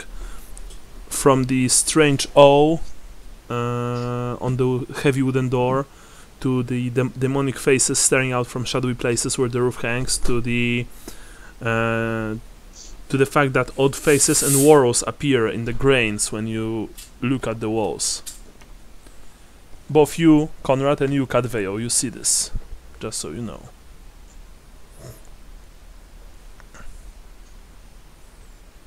So, Konrad makes the sign of the hammer. yeah. Oh, for Konrad, we already saw a chaos troll, like fucking, a building that stares at you while impolite is not going to be the worst thing. Hell, you didn't even get hit by the chaos troll. I did. There's trees that will stare back at you. Yeah. Making the sign of the hammer is healthy, bro. Apparently not, because you still got sick. Well, that's because I didn't make it enough. Yeah, I guess neither did they, huh? No, they definitely did not. Pray the chaos away. Okay. So you approach the building. You knock at the door, Luther? Yep. Okay. After literally a few seconds, the huge 6.5 feet man opens the door. Oh, Konrad and Cadveo, you see him clearly now. He's just massive. He's armed, but of course his weapon is on his back. He's dressed in a long fur coat. He has a fur cap this time on his head. And he looks at you with a mixture of hope and untrust and lack of trust. These are your friends? He asks you, Luther. Luther? Hello? Oh, sorry, yeah, I didn't hear you for a second. Very well, come in. And he ushers you all inside, like, with a gesture as if, you know, something bad might happen in just a second, so he wants you inside as fast as possible. Yeah. So, Cadwell, Konrad, you enter? Yes. Alright. Inside the place is it's dark. It's cramped, it's dingy and very, very dusty. As I've said before, there's a lot of junk here. There's a lot of stuff that is practically worthless.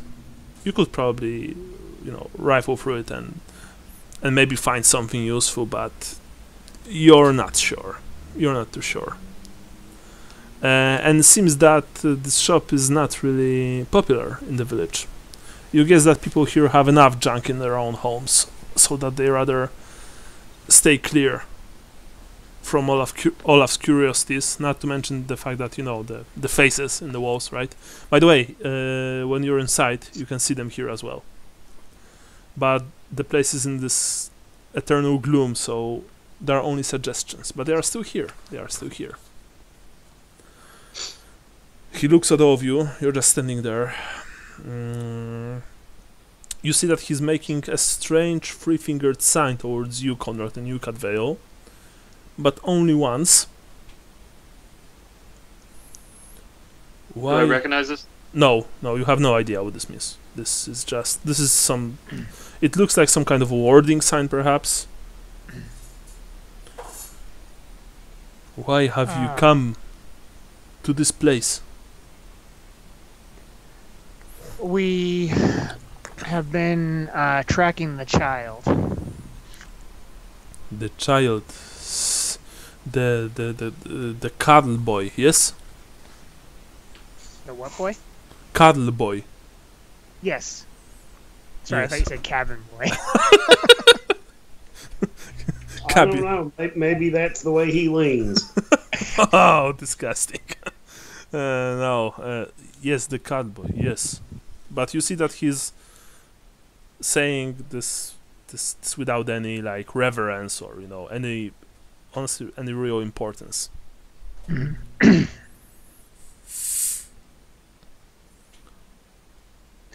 Yes, we were once followers, but now we question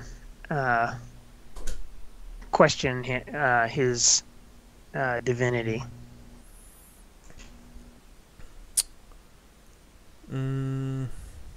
He just looks at you with this quizzical look in his eyes. What do you think about the villagers' actions and their attitude?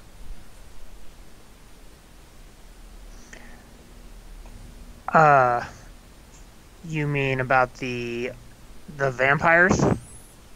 Them too, but I meant villagers, people of Zhidovsk. You see that he didn't say my people, by the way. Well, we saw people like this in Sylvania as well that are so gripped by fear that they ignore the things that are right in front of their eyes.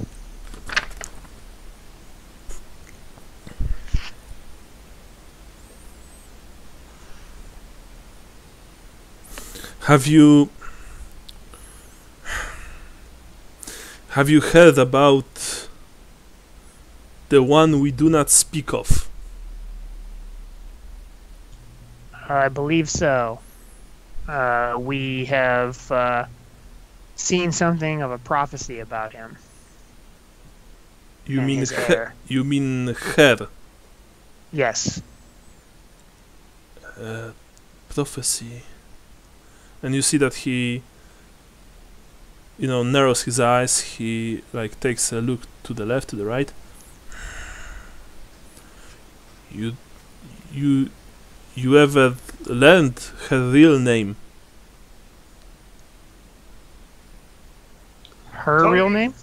Who's he talking about, Konrad? I'm not sure. We know the name that shall not be spoken.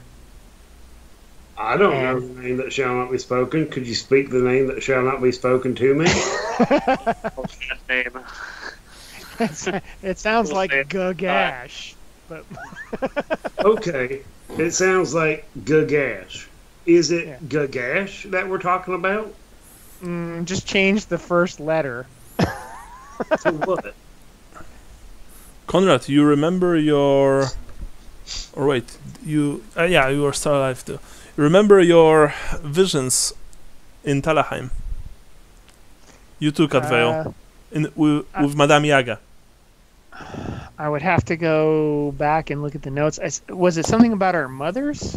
One of you, not you, Luther, of course, one of you had a vision, if I recall correctly, of Karl approaching a lake, and a woman with dark hair emerging from the lake and taking him into its depths. Ah. You don't know why, but something, when Olaf was speaking to you, something triggered this memory in your mind. I remember. So I say I remember a vision. Kaiva, I think you had the same one, where we saw Karl being taken into a lake by a dark-haired woman. Is this part of the prophecy, Olaf? Olaf gapes for a full minute when you're saying this. Before his manner and bearing changes from cold disdain and uncertainty, or rather hesitant curiosity, to one of comical delight, he immediately begins to grovel at your feet. Oh, it is you! It is you! The ones who were foretold! You came! You finally came! And he begins to kiss each one of your feet, essentially. Just yeah. Weird. He's on all fours and just bowing to you all the time, just like like your kings or princes. Konrad, this must be some sort of Auslander thing. I don't get it. I think it's Kislev, but... And you see that there are tears of joy in this huge bearded man's eyes as he looks at you in this almost idiotic glee, and with this huge relief on his face that finally all of his life has a meaning. That it finally came to this. You were foretold. Finally, you came. Thank you, friends. All right, hey Konrad, I agree with you about the Chilean mission, but can we spare this guy? He's pretty cool. Oh yeah, no. Anybody who kisses my feet, I won't kill them right away. Oh yeah. In fact, I have a present for this guy for kissing our feet. It was such a nice thing and a nice experience that we all enjoyed and didn't think was creepy at all. Consensual foot kiss. Trump diplomacy right here. Like, oh, he likes me, this guy. I will summon a piece of cheese. All right, you've produced a nice, tasty piece of fresh cheese from beneath and I hand it to him and say, "Eat, my friend." He's like, "Eat your friend." He's like, oh, "Spasiba, thank you," and he bites on the cheese. He eventually gets up. He's all in tears. His beard is just wet, and he looks at you. He's so huge and so wide that when he spreads his arms to just hug you, he can hug all three of you at once, practically. I must tell you the full story, for you must realize the importance and the part that you have to play. that you are finally here, and now you'll be able to stop her. Her evil will threaten this land, no, this world, no more. Okay. I am Olaf Pendestak. I was a decorated Kossar back in my day. I've earned my fame and fortune in the last incursion. But when the forces of the ruinous powers were driven north, I've lost my taste for battle. I sold my meadows, my horse, and I've wandered the oblast in search of some meaning. I've stumbled upon an old battlefield and found many strange treasures. Drawn to seek more troves, I've traded some of the findings for my cart and began my life as a collector of curiosities. You look around and you know it's more like a collector of junk. I stored many of my goods in Prague where I had family, but people began to complain about weird happenings near my warehouse, so I left the city, hired porters and drifted west, where I began new life here in Zhidovsk.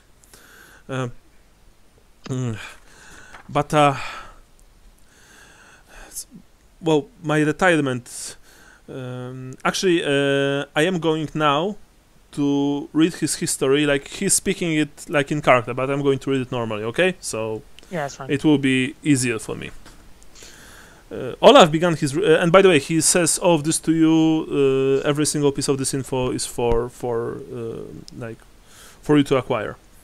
Olaf began his retirement simply enough. After a few months of seeking out new troves of junk, he came across a case of old scrolls that told of a creature called the Black Witch. Having once hailed from Prague, he found her tale to be particularly disturbing, and spent several seasons haranguing scholars and wandering the hills of Kislev, searching for monks and old folk who had heard of her. Finally, after much hardship, he stumbled upon a reference to the Crags of Shargun, and a tale of an old wandering friar who told of a dark lady who slept beneath waters which sleep beneath the crags which sleep beneath the skies. He visited the town of Zhidovsk, who was searching for this place. His first visit was, coincidentally, upon the day of their great festival, and he watched as a pretty young lass was escorted out into the woods. Several days later, whilst wandering the woods at the base of the crags, he came to the dark waters, concealing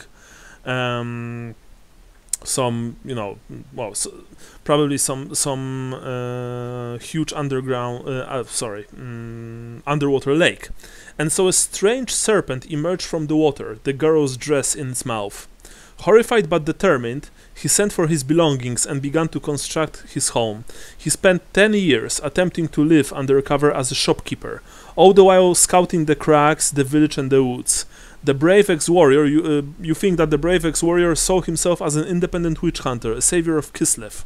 When the festival came again in the next decade, Olaf concealed himself in the woods outside of town and followed the small party that escorted that festival's sacrifice toward the lake in the crags. He saw her left behind, tied to the log at the other side of the lake, and he clutched his trusty axe, his fingers clenching and unclenching its haft, working up the courage to rush out upon the shore, paddle across, and rescue the fair maiden.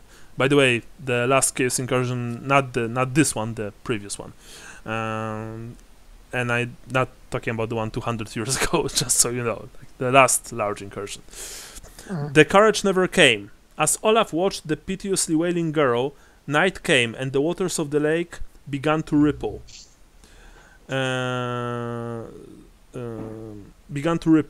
Slowly, horrifically, a fair woman emerged from the waters, striding forth, unclothed except in slick mud and with lakeweed woven throughout her hair. She walked forth to the manacled girl, whose shrieking had inexplicably stopped, and embraced her. Then, unlocking the manacles with a wave of her hand, the woman from the lake took the lass by the hand, turned and led her into the waters. It was at that moment Olaf's sanity left him, for the face of the lady from the lake was none other than the girl sacrificed 10 years ago. Neither the face nor the body of the girl had aged, yet both seemed somehow horrible, white and wrinkled, as the fingers and toes of one who spent too long bathing. The other girl, the current sacrifice, followed her down into the water soundlessly. Since that night 10 years ago, Olaf has not left his home if he could help it, and he never ventures forth into the woods or toward the waters that hide the so-called womb of the Black Witch. He has determined that the Black Witch must be the same creature that the villagers call the one we do not speak of, and knows she is a dire danger to Kislev and perhaps the whole world. He is certain all the villagers are under the Black Witch's control, and whenever speaking with others, he wards himself with a strange hand motion he believes fends off her gaze. He also believes Black Ice is always watching him from the forest, and he subsists on small game he traps in nearby glades, always rushing out to check them at the first light of dawn when he believes Black Ice, the demonic dog, cannot venture forth. You remember the demonic dog that you saw in the oblast, with the green eyes emerging from the horrifying fog. Yeah. Yeah. Yes. This time he has read and reread the scrolls that first led him here. He has rooted through his junk, cleaning and researching it, finding amidst the piles of goods several things he's certain are true charms and relics. He has set aside these items and kept them in wait, holding them for the day the ones who were foretold would come knocking on his door.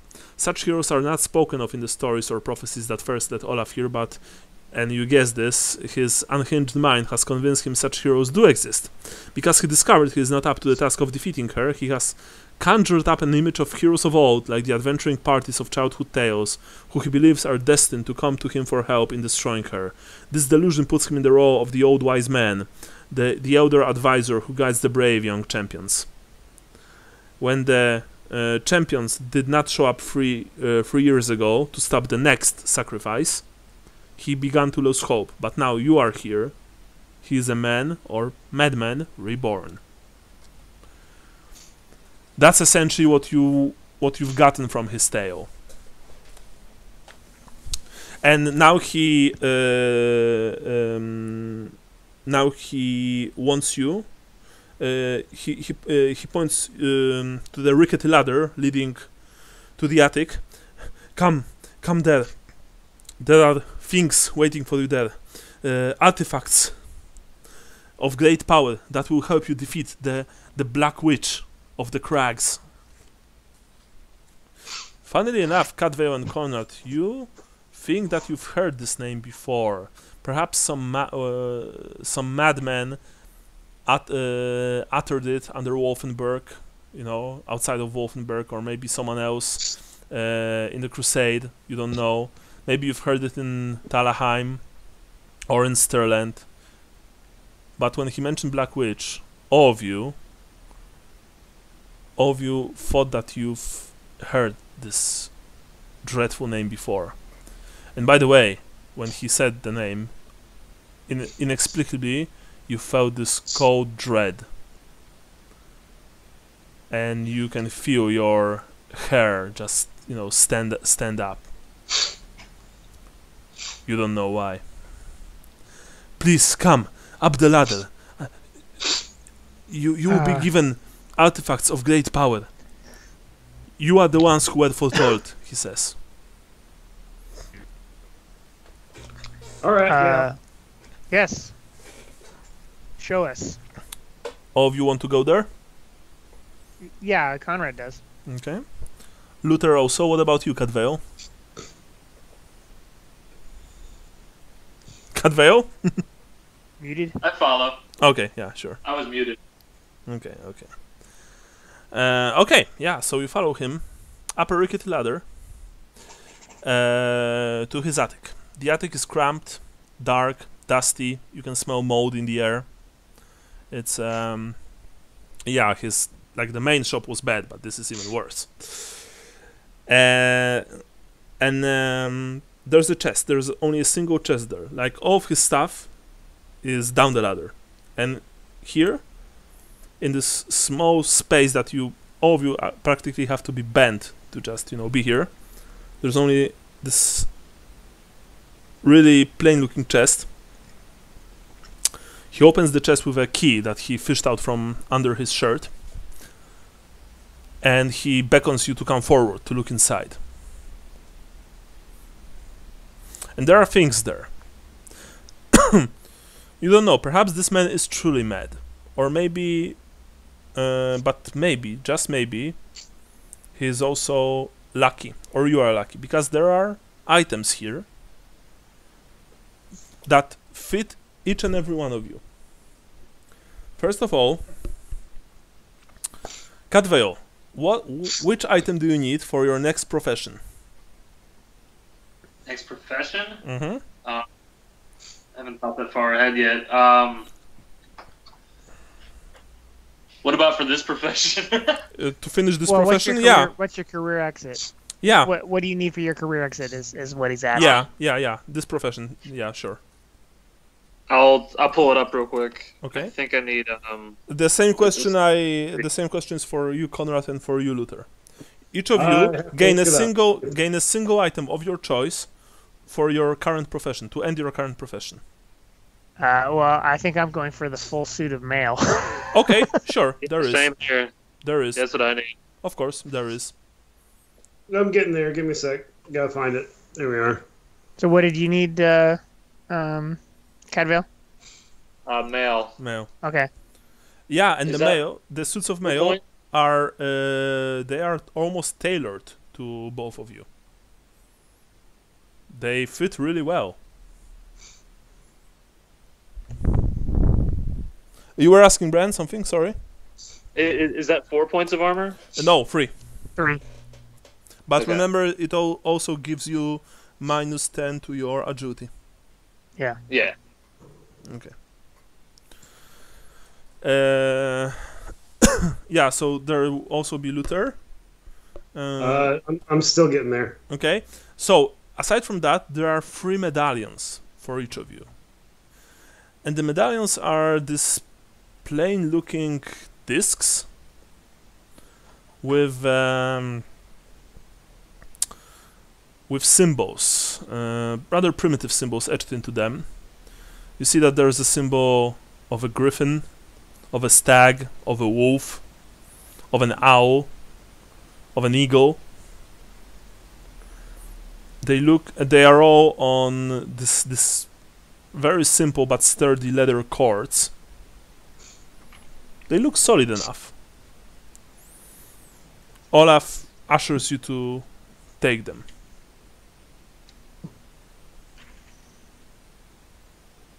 To take the artifacts that you need to defeat the Black Witch of the Crags. Who has? All right. What was this? Yeah. What? Sorry? Well, we're just trying to figure out. Oh, it's not 1991. It's 2021. Sorry. The 30-year break there, bud. Yeah, it's just a moment. So, I don't know if the animals etched into them mean anything. So there was I didn't catch them all. There was I got Griffin, a wolf, owl, Griffin. What was eagle, and stag. All of you know the sacred animals of the Empire. There's also a bear, for example. Do you take the medallions? We'll take them. Yeah, we'll take them. Okay. Cadvale, what about you? Yeah, I take it. Okay. Luther, so yeah, when you decide which item do you want, just tell me. Which item do you need actually? To end your current profession. Just tell me. I need either a telescope or 6 maps. So decide what you want. It's up to you. I would like the telescope. The what? Telescope. Telescope. Okay. Yeah. Okay. Sure. Oh. Rad. Fuck. Wait. I was gonna say, pick the telescope. It costs a shitload. It does cost a shitload. Yeah. You find the telescope, and actually, interesting thing. The items here, they are very good quality, which by the way means that your mayo shirts are of good quality, the telescope is of good quality. And even though they are clearly rather old, there's not a speck of rust on them, They are very well maintained. Downstairs, Olaf has all of this junk, but these things, they would be fit for a noble. And then all of you simultaneously take the medallions. there's almost no light here. Only when you came up, up the ladder, Olaf produced like a small candle from his pocket, small tallow candle, which smells really bad. But now this candle dimmed, and you're in darkness, but only for a second, because a light appears in the middle of a large room, large stone room that is not really large, but maybe it is. You are standing in the middle of it, and surrounding you are the thrones of ancient kings and queens. In front of you, there is a throne of an ancient warrior king with a simple iron circlet over his brow. You don't see his face, not really. You don't see any of their faces, they are in the shadows. The king, sitting in the on the biggest throne, he's bearded and long-haired. He holds on his lap a huge but rather primitive-looking warhammer. He's dressed in furs and ancient jewelry. The other kings and queens, one of them wearing a pelt of a white wolf, the other a wise woman holding scales and a pet owl hovering over her head. Yet another one, a shaman king with antlers raising from his head. They all look at you, and you know that you are judged right now. Each one of them speaks, but you don't really know which one of them is speaking at this moment. You have come to this place from far away and endured much. But it has been foretold. Great evil rests in the Crags of Shargun, an evil of ages past. Once a noble wise woman of these lands, the corrupting powers of the archenemy changed her into something monstrous. And she is ready to be reborn. And if this will happen, the whole world will fall. We ask much of you, but after all you are heroes, and heroes always need to make sacrifices, just like we did back in our time. You will travel to the Crags of Shargun. You will enter the womb of the Black Witch of the Crags, and you will end her miserable existence. You will deny her infernal masters from beyond the veil, this world and any other. Such is our decree. Such is the decree of the gods.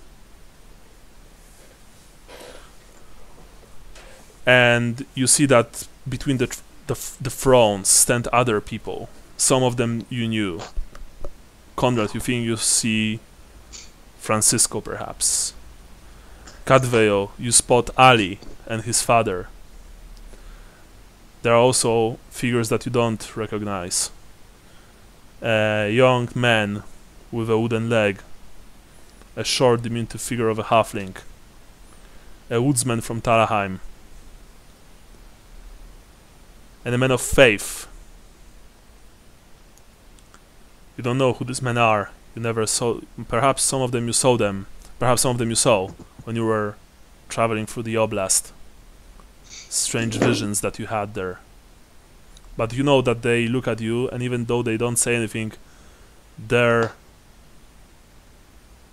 implore you silently to finish what they had started, to do what they could not.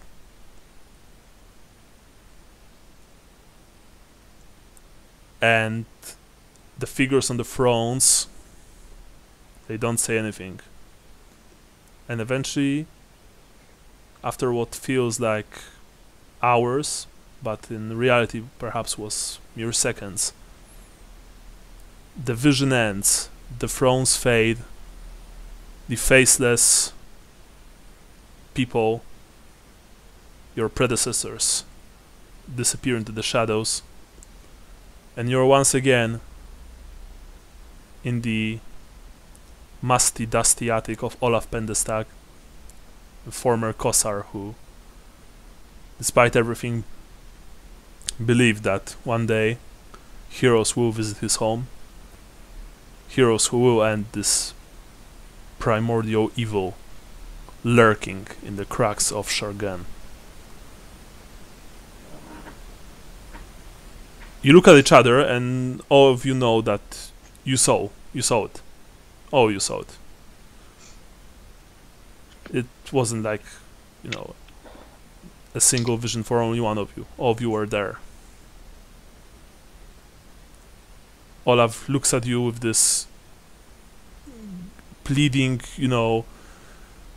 stare, a mix of joy, uncertainty, hope, and complete faith in you, etched into his craggy features. And the medallions, you don't know when this happened, but you've hung them on your necks. They're under your shirts, your armor. Cold, simple stone, but somehow still warm to the touch. And you hear Olaf whispering, "Champions. You are champions. You will do what must be done." What now?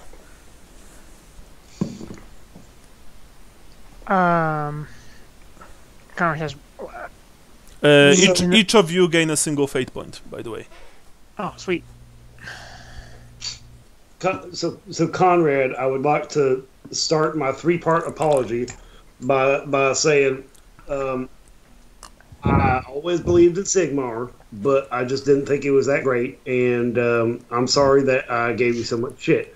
That being said, I would also like to point out that he was the least impressive of the figures we saw sitting in. Yes, but he was the central figure. Yeah. By the way... central figure with the shortest hat.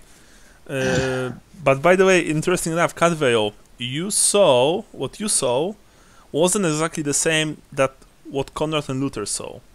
You saw these figures as ancient elven kings and queens of the forest, or rather princes and princesses, who rule your ilk in Athel Loren.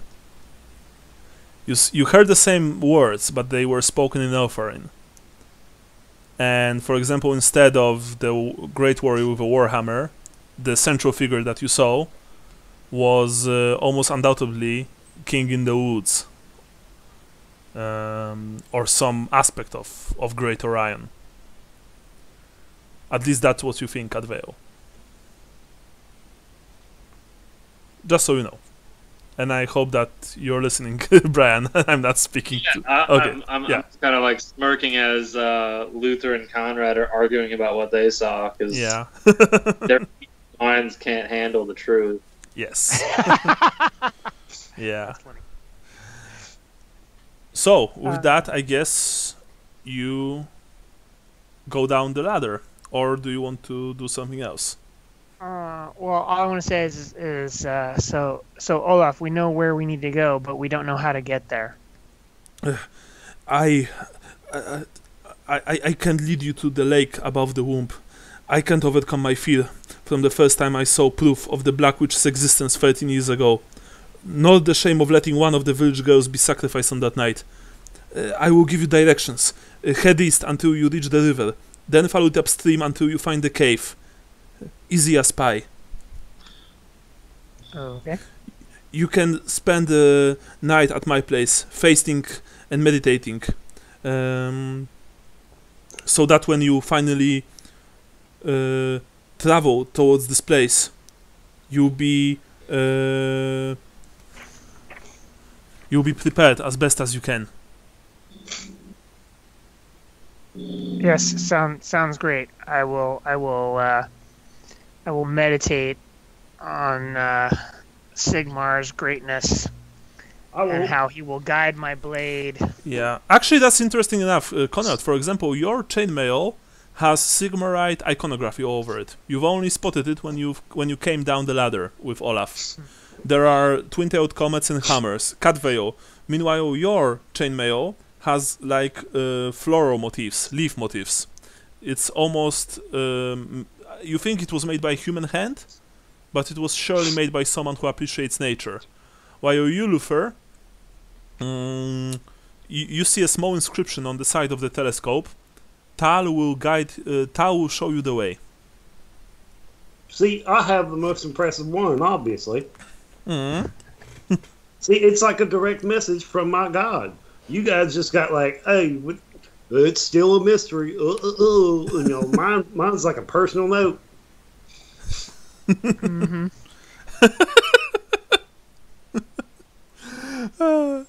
Okay. So, Olaf asks you if you want to stay for this day and meditate and pray. Or yes, I very much do, because that other place is nasty. Mm-hmm. I do personally would like to stay here, though. I see your house butts up against the woods here. Is it safe for me to go outside to pray? You should not. The black eyes, the black witch's demonic servant is prowling these woods all the time. Okay. Only in the first only in the first rays of the sun is the beast unable to do anyone harm. Well, I don't know what any of that meant. So, in that case, can you please believe? I'm sorry, what? So that's when we'll leave, is at dawn. Oh, I see what you mean. All right. In that case, Olaf, can you do me a favor, buddy? Anything for you, champions, he says. Yeah, what the hell is going on with the faces that are appearing in your house? Oh, well, I've made this house from the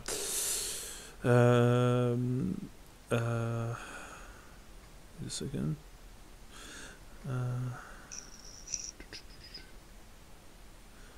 Well, I've made this house from the wood and from mortar taken from Prague, and there are many things here that I've acquired from former battlefields all over the oblast. I guess. So you're saying it's very haunted? Well, if you put it like that, I mean that was the reason why I had to leave Prague. The amount of strange happenings and sights prompted my neighbors to complain endlessly about me owning my warehouse. Well, boys, I'd say that this is the best place you could probably pray, as you're pretty close to whatever weird shit is going on out in Shargun. So yeah, let's stay here. I came to this place 20 years ago, and finally, all of this waiting, all of my prayers have been answered. You came now, and everything will be fine once again. And he has this, child's delight just pasted on his face. Of course, you all probably realize that this man is quite unhinged. Got some armor that fits me just right. Yeah. Yeah, and that's actually the good. That's actually a good word. It fits you very well. It's like I said. It was tailor made for you. Same with the telescope, Luther. The telescope just fits your hand perfectly. Just so you guys know. Yeah. So you spend the rest of the day in the shop, I guess. Yeah. Or do you want to do something else? No, I'm good. I mean, like, I'll stay in the house. Okay. I'll set about prepping my gear for the journey. Okay. Yeah, I mean, Olaf, of course, he gave you an empty room in his house, and he's not bothering you. He's not, just checking up on you if you're really fasting or praying. You are champions after all, and he's your servant. So he won't give you any grief. Yeah. Konrad and Kadve, what about you guys? Oh, Konrad is absolutely praying to Sigmar to guide his hand to crush the evil that lurks in the womb of the Black Witch, or whatever it's called. Mm-hmm. Yeah. Prayers to Isha and the spirits of these lands to give us good fortune in the battle to come. All right. Yeah. So that's how you spend the rest of the day. Just so you know, Olaf is not giving you any food. He gives you drink, but he's not giving you any food. And by drink I mean water, because he thinks that you will be fasting. So if you want to eat something, you either have to eat your rations, or I don't know. Yeah, Konrad's gonna sneak some bites of jerky or whatever Yeah. he's got. Now hold up. You said we got the rest of the day here. Is it still daytime right now? Yeah, it's before noon. I'm gonna break the silence of Konrad's boring ass prayers and Cadwell's weird elf shit. Hey boys, I'll be right back. Since we're probably gonna go die and shit, I figure we go out on a high note. Olaf, I'm gonna count you in on that too, since we aren't gonna fail, buddy. It's not gonna happen, but you still might die. I walk out the door. I'm gonna make my way over to the supplies store. Mm-hmm. And over to Tall's Teat if possible. I'm going to buy a side of meat. You are going to the supply store first? Yes. Okay. Once again, you enter the shop, and once again you see the none-too-bright young man standing behind the counter. But the thing is, he doesn't have a side of meat. Unless you want to buy rations. I don't want rations. I'm going to go up to Tall's Teat then. Okay, so you leave the shop and you go to Tall's Teat. You're not sure if the village council is still taking place. You take a glance at the Shalayan shrine, but the door are still locked. You enter Tall's Teat. Find what's his face, Bjorn or whatever his name was. Yeah, the owner is there, and of course, people who sit here are mainly townsfolk. They're not crusaders, and they're townsfolk who can afford drink and bite in this place, and who don't want to mingle with the crusaders. Jans is standing behind the counter, and he sees you. He narrows his eyes, but he nods his head. You approach the counter. You want to buy a hunch of meat, right? Not a hunch. I want whatever you have on the spit. I'm taking with me. All right. Yeah, you see that the spit is, of course, on the spit you have this huge portion of meat. Yeah, I'm taking that. All right. How much do you want to pay for this? Now hold up. I'm also going to need somebody to help me carry a small barrel of beer out with me. Mm-hmm. Jans says, "Yes, Renkel will help you. Yes, my stable boy." Very good. Now I'm going to need about 10 loaves of bread. He says, "I don't think I have that many. I think I have 6 tops." I will take all 6 of your loaves of bread. Very well. You see that. And I put just to make it no questions asked on this. I put 4 gold crowns down. He takes the 4 gold crowns and just stuffs it into his pants. and he shouts for Renko to get here, to get his lazy ass and help with the spit. He meanwhile goes to the back of the tavern, behind this filthy cloth that is just hanging in the doorway leading to the back, and he walks out with the bread, with 6 loaves of bread, and in a large basket. and a large cask of what probably very watery, very not tasting really well, but still ale. Beer is beer. Yeah, and he tells Renko to escort you to wherever you want to go, and he's like, oh, okay, yeah, sure. You see that he has his pitchfork with him. Yeah, I'm gonna take 2 of those loaves are going into my pack, and I'm gonna walk out. We're gonna take Wrinkle out the back, and have him wait there. I'm gonna go just sort of toss those loaves into the center of the town. Mm-hmm. I don't want to get close, but I feel bad for these people. Okay, you toss the loaves, and the people are they just even those who are very weak, they just begin to brawl over them. That's fine. That's fine. Survival of the strongest. Yeah. Paul will be proud. Jesus. It's fucking and make my way back to Olaf's. All right. with the meat and the ale. The ale and the 2 loaves of bread. The 2 loaves of bread. If we're going out to possibly die, I would at least want to go out with a good full stomach. All right. So you go there. You go. Renko is escorting you, right? With the with the pitchfork. None of the crusaders is giving you any grief because they are fighting over the loaves. Although, judging from the cries and sounds of pain, there have been casualties. That's fine. It is all in the service of a greater good. Of course, during the infamous battle for the pastry,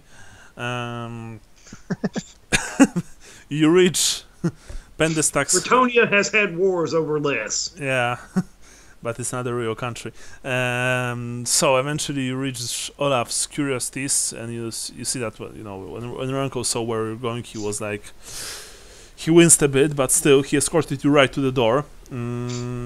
He bowed, almost in half. Waited a few seconds if you decide to give him a tip, and if not, then I'll give him a tip, and I dig out the last gold crown and hand it to him. He snatches the crown. He's like, "Thank you," and he I have no idea how they're going to actually spin that in this town. Good fucking luck, but it looks nice and it makes them happy. So whatever. Yeah, and he just runs back. He returns to you, Cadveo and Konrad, with the meat, with the ale, with the breads, to your small dingy room. There are not even any beds here. It's just this room is practically empty. So, but for simplicity's sake, let's say that you have all your stuff with you. Sounds good. Yeah, and what you are preparing a feast, right? Yep, I mean it's the best we can get, and we're gonna have the whole damn thing. Yeah, probably that's actually the best food and drink that you can get here. Olaf, you're free to join. You guys join? Absolutely.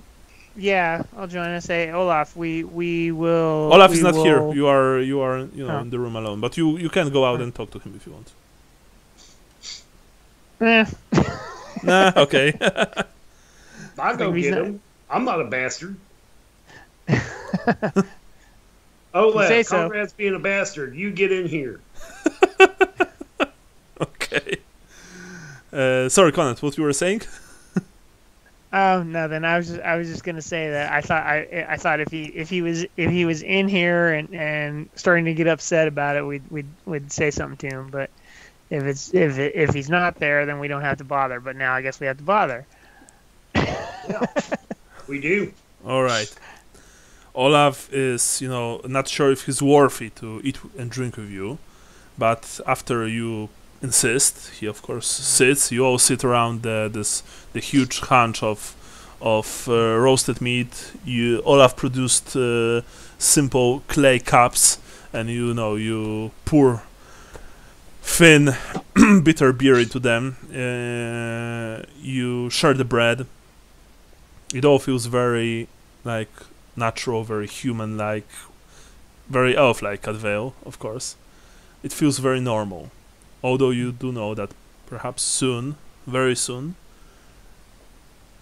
you'll be heading maybe towards your last journey, towards your last destination. So yeah. Mm. Sean, how much time do you have left? My questions. Probably like another 5 to 10 minutes. Okay, so let's just end it here. Yeah, let's wrap it up. And next time we are starting chapter 9, the last chapter. Because that was chapter 8. So yeah, cool. For today's game, 100 points for everyone. Okay. 100 points for everyone. For your characters, all of you get 10 points. For the place of birth, Catvale, what about you? I can't think of anything. Yeah, specific to- nothing from Athol Loren, I think. Konrad, what about you?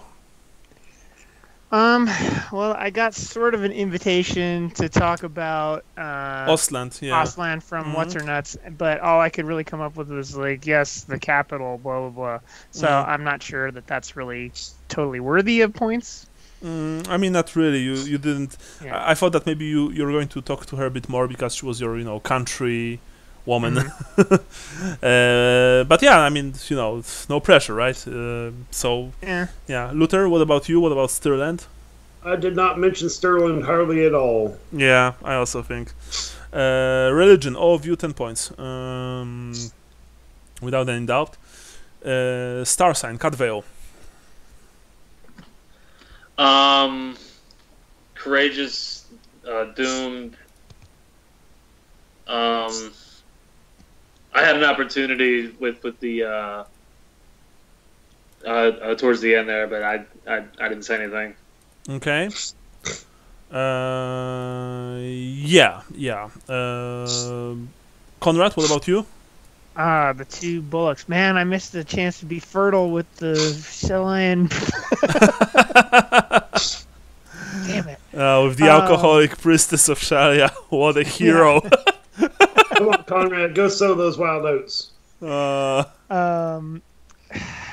Yeah, I didn't really see anything star signy today for myself. Okay. What about you, Luther? Baby, I'm conceited and prideful and stubborn. True. True. Even after meeting the literal gods, I still made a point to shit talk Sigmar. Yes, that's. Oh, he didn't have the biggest hat. That's true. Sadly, but you know that you will pay one day for this. You will pay. Yeah, and that'll be my doom as well. Yeah. So, what about the doom? By the way, Catvale, what about your doom? So, do you give him 10 for the star sign? Yes, Yeah. yes, of course. Okay. Okay, doom. Got it. Absence makes the heart grow weaker. I don't really have anything for it. I was more just kind of like in the moment that I wasn't thinking of these other aspects. Okay. Konrad, what about you? The flashing blade shall carve thy end. I don't think I don't think so, did yeah. anything that I... Yeah. What about you, Luther? Thy death will come from above. And I'm just tempting fate at this point. So at some point I'm going to get struck down, but I think they're going to wait. I think they're really holding their cards close to the table right now, the gods. And I think they're going to wait until, we fulfill this dumb prophecy or whatever. Yeah, there's a chance for that. Okay. Yeah. Got you. Yeah, well, sadly I can't give you any points, but maybe, Catvale, 5 points for being an elf. Although next time maybe be a bit more elfy. You were mainly silent this session. Did any of you guys had any ideas that pushed the scenario forward? Actually, sorry, Catvale, you were a few enough. I just remembered your praying to Isha. Nothing grows here. Yeah. So my bad. Sorry. I'm eating my own words now. Yes. Still 5 points. Any ideas that push the scenario forward? I broke down and sort of did my rant about how much I hate the precarious stupidity of prophecies to Olav, which prompted him to think that I might be. Yes, absolutely yes, Luther. 5 points for you. Very nice. So I'm very happy to announce that I'm probably the least liked of the champions in our story that will get told for generations. Because believe it or not, but Olaf for this was optional. So yeah. Really? Yeah. So Luther, good job. But I think that was all. And now I will quickly give you the rest of the rewards for the chapter. Okay.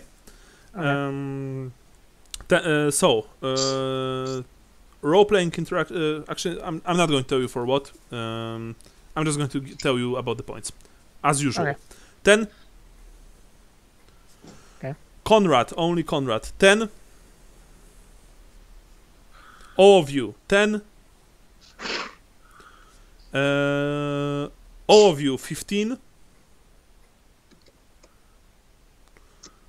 All of you, 10. All of you, 40.